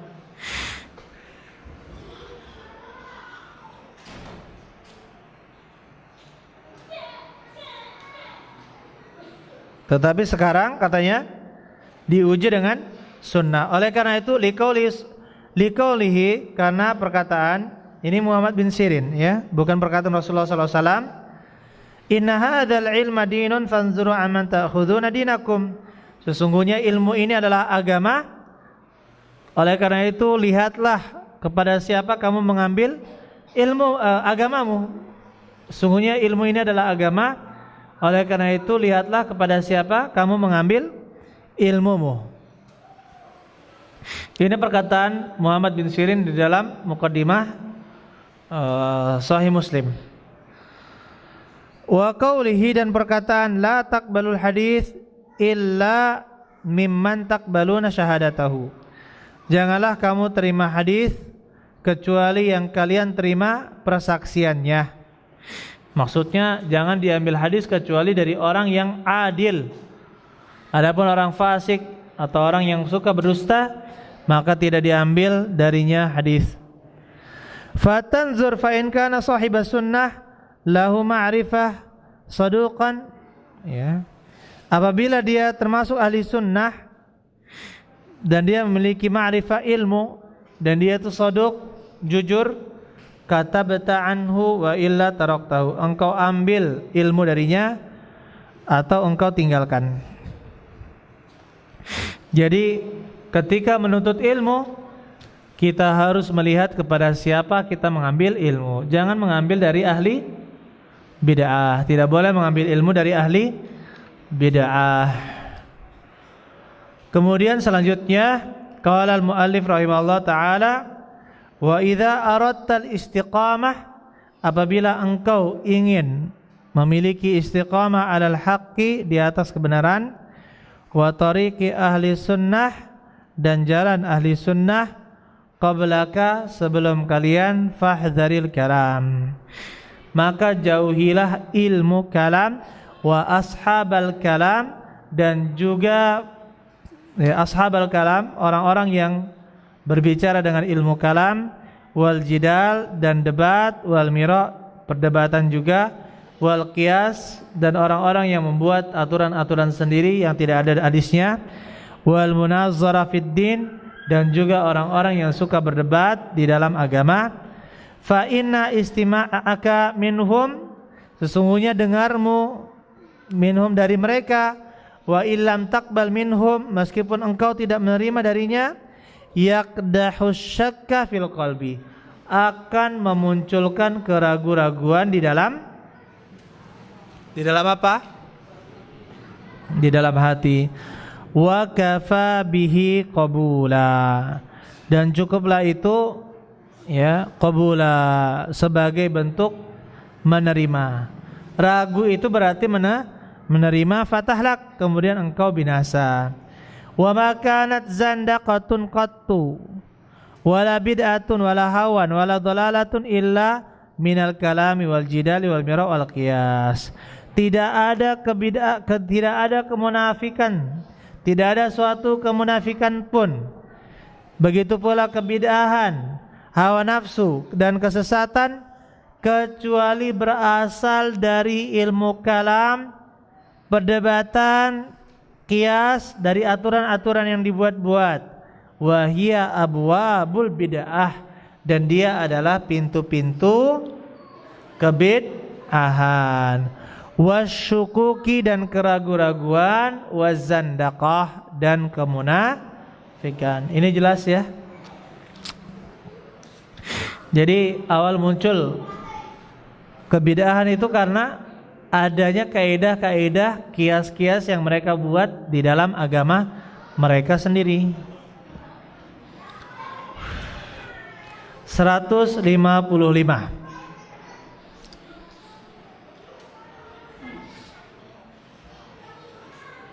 Taib. Bagaimana? Kita jawab dulu pertanyaan. Lanjut dulu dikit ya. Setelah asar kita pertanyaan saja insyaallah. 50, 60 jahit. Fallahu Allah, fallaha Allah fi nafsika. Diperingatkan Allah, ingatlah Allah di dalam dirimu. Wa alaika bil athar wa ashabil athar, wajib bagimu untuk menerima asar, yaitu hadis-hadis Nabi, wa ashabil athar, dan mengikuti ahli hadis, wa taqlid, dan mengikuti, maksudnya taklid kepada sahabat. Fa inna ad-dina innama huwa bitaqlid, sesungguhnya taklid itu sesungguhnya agama itu adalah dengan bertaklid, ya, yaitu kepada Nabi wa ashabihi, yakni lin Nabi sallallahu alaihi wasallam wa ashabihi, dan juga kepada para sahabatnya, ridwanullah alaihim ajma'in, keridhaan Allah kepada mereka ajma'in seluruhnya. Wa man qablana lam yad'una fi labsin, dan orang-orang sebelum kita tidaklah mereka lam yad'una, tidaklah mereka membiarkan kita berada di dalam keraguan-raguan. Faqallidhum, maka ikutilah mereka, wastarih, dan santailah, wala tujawiz al-athar, dan janganlah kamu melampaui hadis, wa ahlal athar, dan juga ahlil athar. Maksudnya kita diperintahkan untuk mengikuti kaum yang terbaik. Jangan, kalau ada perselisihan pendapat di kalangan mereka, jangan membuat pendapat yang baru dari mereka. Para ulama salaf berselisih A, B, C, kita buat pendapat D. Tidak boleh. Ini hebat banget dia. Para sahabat berselisih hanya dua pendapat A, B, dia membuat pendapat C. Tidak boleh. Karena ilmu ini dengan taklid, ilmu ini dengan taklid diajarkan secara turun menurun. Tidak mungkin mereka ulama-ulama yang diridhoi oleh Allah Subhanahu wa taala di dalam masa-masa yang diutamakan, yaitu tabi'in, sahabat tabi'in dan tabi'ut tabi'in, menginginkan keburukan kepada kaum muslimin, tetapi mereka adalah ahli sunnah yang menjaga agama ini. Oleh karena itu, kalau kita mendapatkan mereka, beristirahatlah, cukupkanlah dengan mereka, tidak perlu melampaui mereka. Maksudnya jangan melampaui mereka, jangan cari selain mereka. Maka di sini wala tujawiz, jangan kamu melampaui hadis dan ahli hadis. Jadi tidak perlu mencari yang lain. Tidak perlu mencari yang lain. Waqif inda mutasyabihil Quran wal hadis wala taqis syai'an. Dan berdiam dirilah terhadap mutasyabih, hal-hal yang meragukan. Berdiam dirilah terhadap hal-hal yang mutasyabih, ada syubhatnya di dalam Al-Quran maupun di dalam hadis. Wala taqis syai'an, dan janganlah kamu membuat permisalan. Ini contohnya di dalam surat Ali Imran ayat 7 sampai 9. Huwallazi anzala 'alaikal kitab, dialah yang menurunkan kepadamu Alkitab. Minhu ayatun muhkamatun hunna ummul kitab wa ukharu mutasyabihat. Ya. Di dalamnya, di dalam kitab tersebut ada ayat-ayat yang muhkam, yang jelas. Dia adalah ummul kitab, dia adalah induk dari kitab. Wa ukharu mutasyabihat, dan sebagian ayat adalah ayat-ayat yang syubhat. Fa ammal ladzina fi qulubihim zayghun, adapun orang-orang yang di hatinya terdapat kesesatan, fayattabi'una ma tasyabaha minhu ibtigha al-fitnah wa ibtigha at-ta'wili. Mereka mengharapkan mencari-cari ayat-ayat yang syubhat tersebut untuk memunculkan fitnah dan membuat permisalan-permisalan, penafsiran-penafsiran. Wa ma ya'lamu ta'wilahu illallah, padahal tidak ada yang tahu tafsirnya kecuali Allah. Warrasikhuna fil ilmi yaqulun, adapun orang-orang yang mendalam ilmunya, mereka berkata, amanna, kami beriman kepadanya, kullun min indi rabbina, semuanya berasal dari Rabb kami. Wa may yadzakkaru illa ulul albab, tidak ada yang mengingat kecuali orang-orang yang memiliki pemikiran. Baik, jadi orang-orang yang berilmu, maka mereka akan mengatakan ini semua berasal dari Rabb kami. Ini semua berasal dari Rabb kami.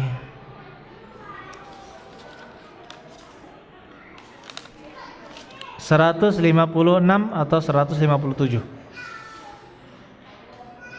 Wala tatlub min indika hilatan taruddu biha ala ahlil bid'ah fa innaka umirta bisukut anhum wala tumakkinhum min nafsik. Ya. Wala tatlub min indika hilatan, dan janganlah kamu minta dari sisimu hilatan, sebuah hilah, tipu daya, taruddu biha, yang engkau menolak, membantah dengannya ahlil bid'ah. Maksudnya jangan kamu cari alasan untuk membantah ahli bid'ah. Ya, kalau memang tidak ada ilmu, mencari-cari alasan untuk bisa berdebat dengan mereka. Fa innaka umirta bisukut anhum, sesungguhnya engkau diperintahkan untuk diam terhadap mereka. Wala tumakkinhum min nafsik, janganlah engkau beri kesempatan untuk menguasai dirimu sehingga engkau mendengar perkataannya. Ama alimta anna Muhammad bin Sirin ma'a fadlihi lam yujib rajulan min ahli bidah fi mas'alatin wahidah.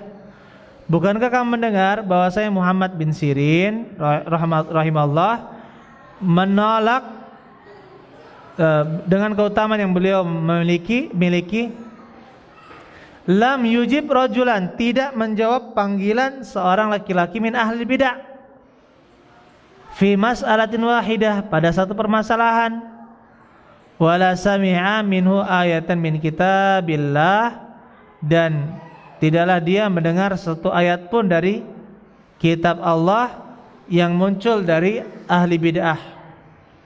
Maksudnya yang dijadikan dalil oleh mereka dari ayat Allah. Faqila lahu, maka dikatakan kepada Muhammad bin Sirin, dan dia berkata, akhafu an yuharrifaha fayaqa'u fi qalbi syai'un.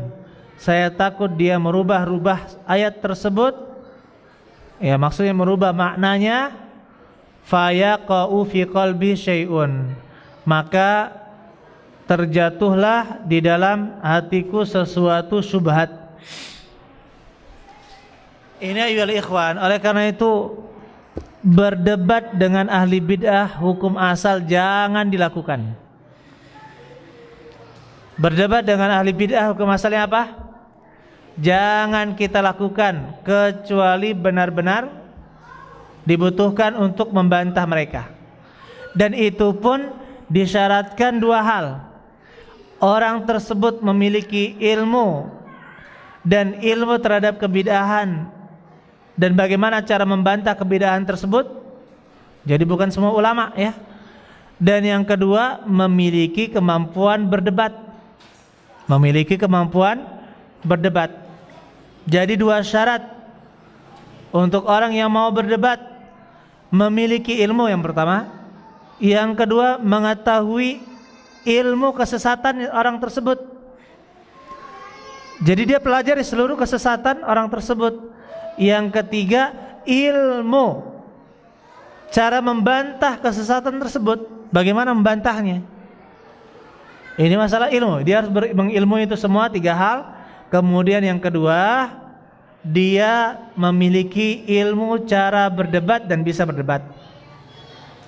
Karena tidak semua ulama bisa berdebat.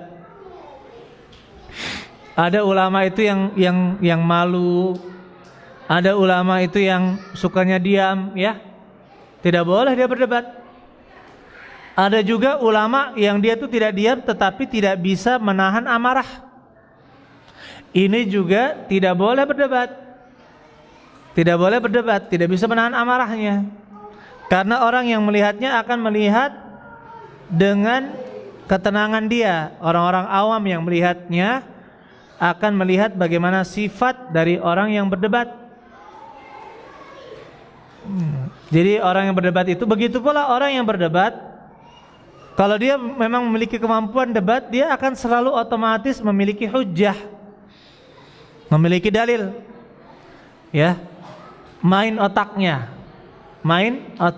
Adapun yang tidak pintar berdebat, jangan sekali-kali berdebat. Saya pernah ditunjukkan satu video oleh teman, ya, memang dia bicaranya bahasa Amiyah di Mesir. Perdebatan antara Sunni dengan Syiah. Orang Syiah ini pakai surban, jenggotan. Dia itu perkataannya apa? Lunak, lembut. Sementara itu ada Sunni, salah satu dai di Mesir, dia tidak pakai peci, kemudian tidak jenggotan, membantah orang-orang Syiah. Maka kata teman saya, begitu hebat ini orang ini, katanya. Kata teman saya, oh ini yang pakai surban ini hebat. Subhanallah, ente hati-hati, ini yang Syiah, saya bilang. Ini yang Syiah, jangan gara-gara nggak paham bahasa Amiyah, ente bilang dia benar. Ini orang Syiahnya ini yang dibantah. Coba, kenapa dia melihat? Karena dia hanya melihat dari penampilan. Bahaya ini, ya.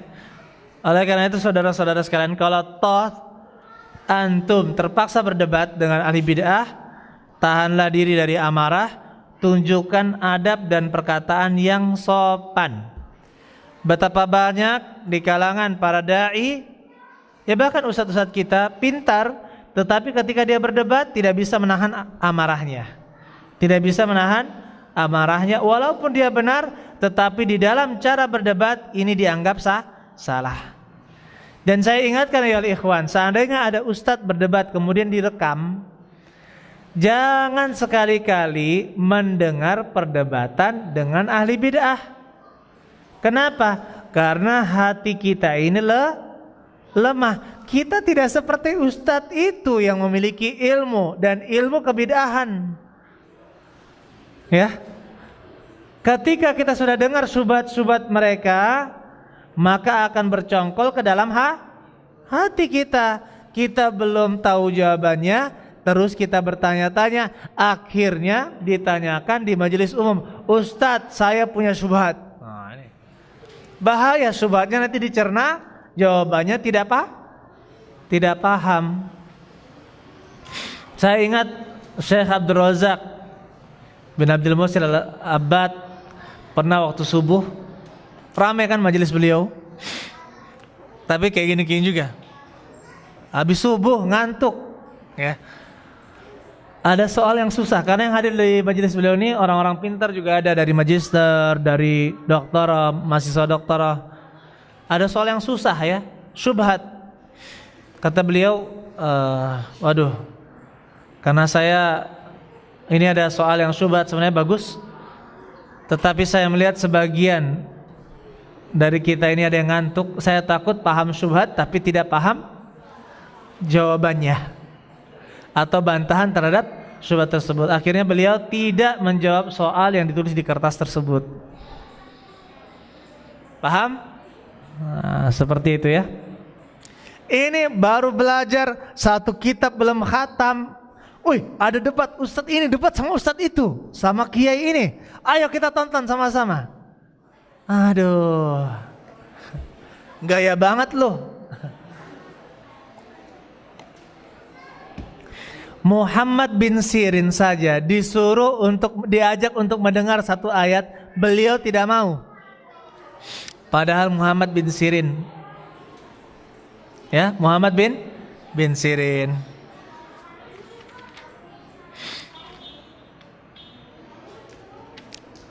Taib, kita rasa cukup ya. Insyaallah kita lanjutkan setelah sholat asar. Dan jangan lupa ada ujian. Baik yang laki-laki maupun yang perempuan, insyaallah dapat hadiah bagi yang berhasil. Taib, ada pertanyaan ini? Pertanyaan yang pertama.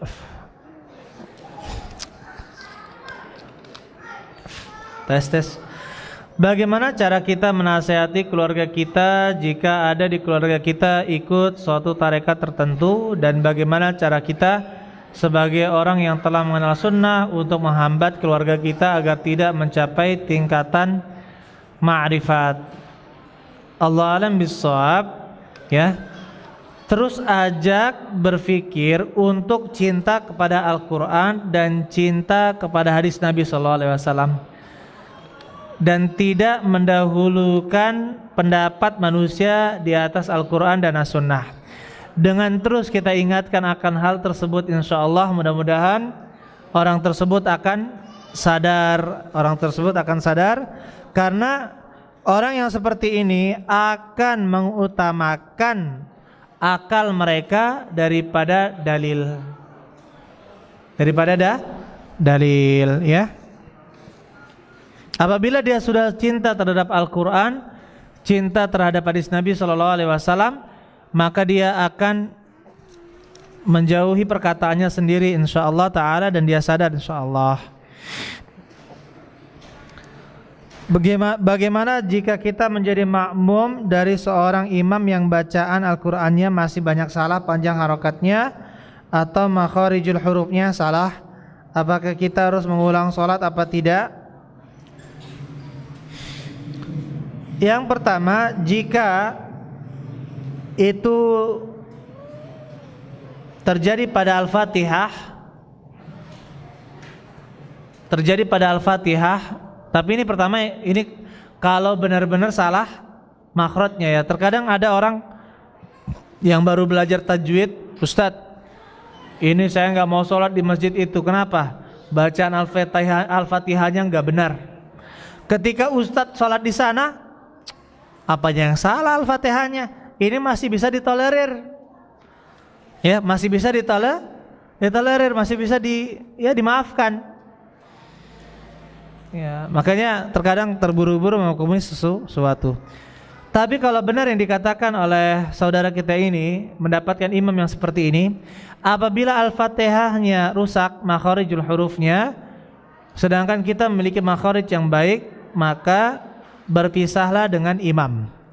Kita niatkan berpisah dengan imam, yaitu sholat sendiri, walaupun gerakan kita sama dengan gerakan imam.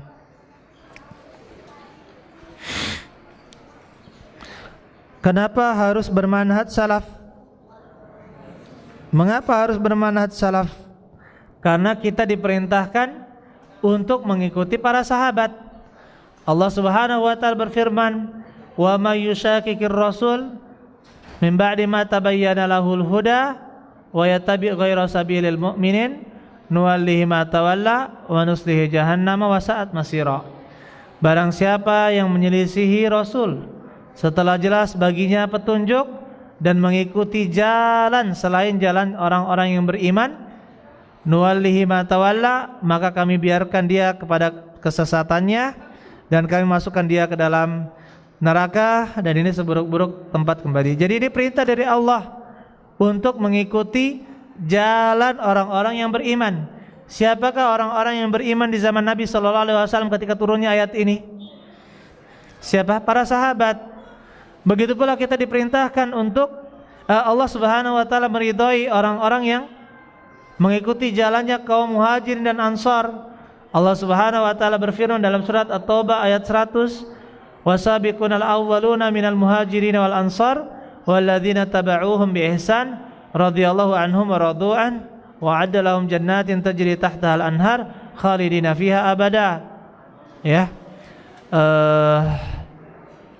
Orang-orang yang pertama kali masuk ke dalam agama Islam dari kalangan Muhajirin dan Ansar, dan orang-orang yang mengikuti mereka dengan baik. Coba yang ketiga siapa? Orang-orang yang mengikuti mereka dengan baik. Allah ridho terhadap mereka dan mereka pun ridho terhadap Allah. Inilah alasan mengapa kita mengikuti manhaj salaf. Ini hadiahnya. Yang hadiah langsung yang tanya jawab. Oh ya. Taib.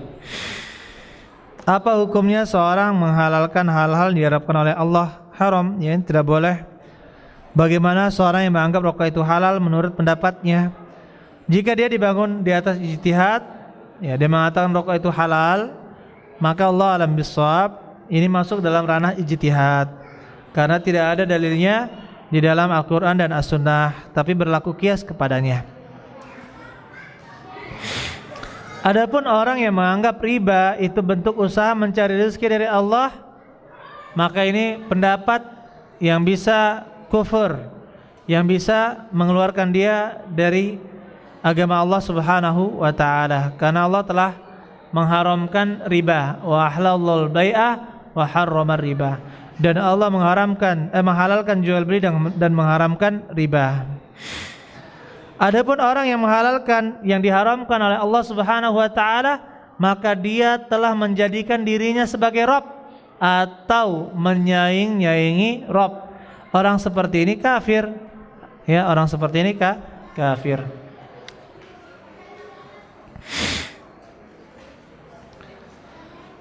Dikatakan dosa riba itu paling rendahnya seperti berzina dengan ibu kandung. Lalu apa dosa tertingginya?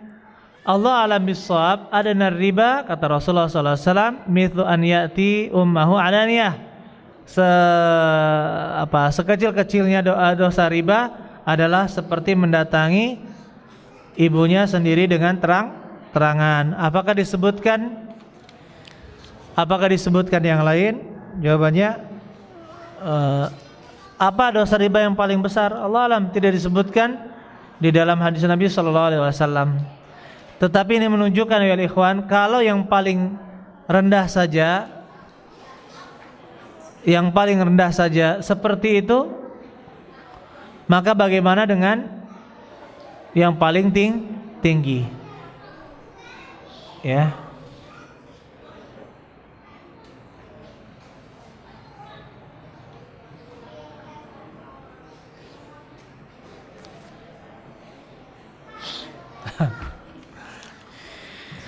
Ada istilah Ustadz, pacaran syar'i.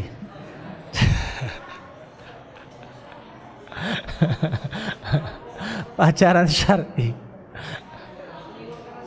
Iya. Pacaran syar'i ini. Jangan satu komplek tiba-tiba di belakang pacaran ya, pacaran syar'i. Di kalangan anak muda katanya yang biasa tergabung dalam satu pengajian, seperti seorang ikhwan mengingatkan tentang puasa, tahajud dan sholat tepat waktu kepada seorang akhwat. Astagfirullah. Dan begitu juga sebaliknya. Bisa Ustaz jelaskan hukum terkait perihal ini? Bisa, alhamdulillah. Jadi ini yang dinamakan dengan kedok modus. Ya, ini termasuk zina yang ringan, termasuk zina ringan. Tidak boleh kalau mau berdakwah kepada sesama jenis. Coba lihat, kalau dia jujur, dia itu benar-benar mau mendakwahi wanita tersebut, ya tentunya ada juga teman laki-laki yang sering dia dakwahi seperti itu. Tapi ternyata, Dek, gitu ya, sudah sholat malam belum? Puasa enggak besok? Gitu ya. Akhirnya kesemsem gitu ya. Ini tidak boleh ya. Walaupun niatnya baik, tetapi sebenarnya dalam niatan tersebut ada niatan lagi yang lain. Maka ini termasuk zina di dalam tulisan atau zina dalam ucapan. Mengapa Uwais Al-Qarni begitu mulia sampai Rasulullah SAW menyuruh Umar bin Al-Khattab meminta agar Uwais mendoakan Umar?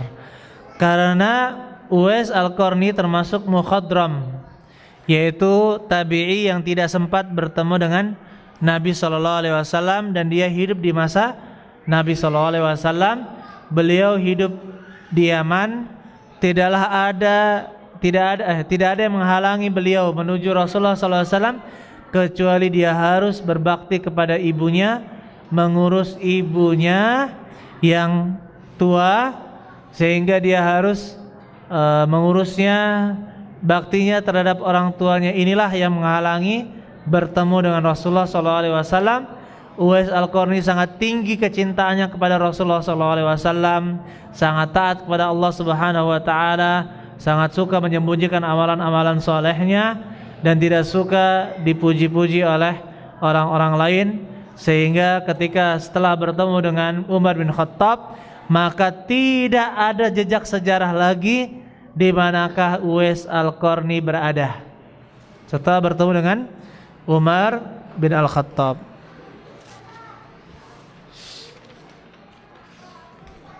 Jadi dia berbakti kepada kepada orang tuanya.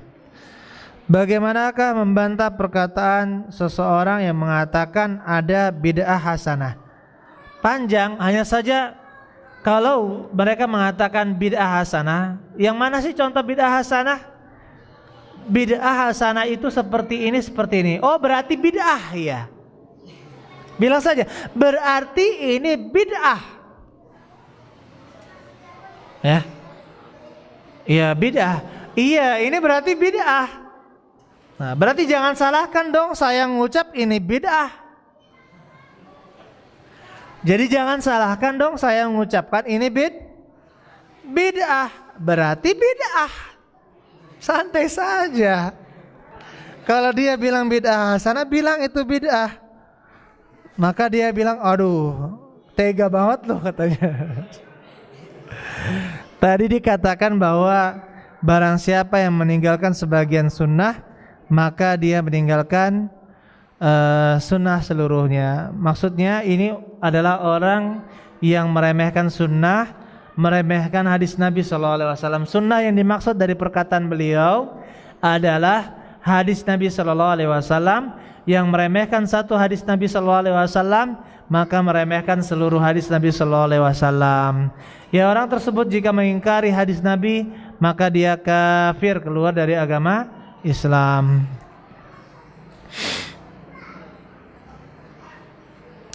Kata Ustadz tadi, barang siapa meninggalkan sholat Jumat dan sholat berjamaah di masjid, maka dia adalah ahli bid'ah. Gimana kalau yang meninggalkan itu bukan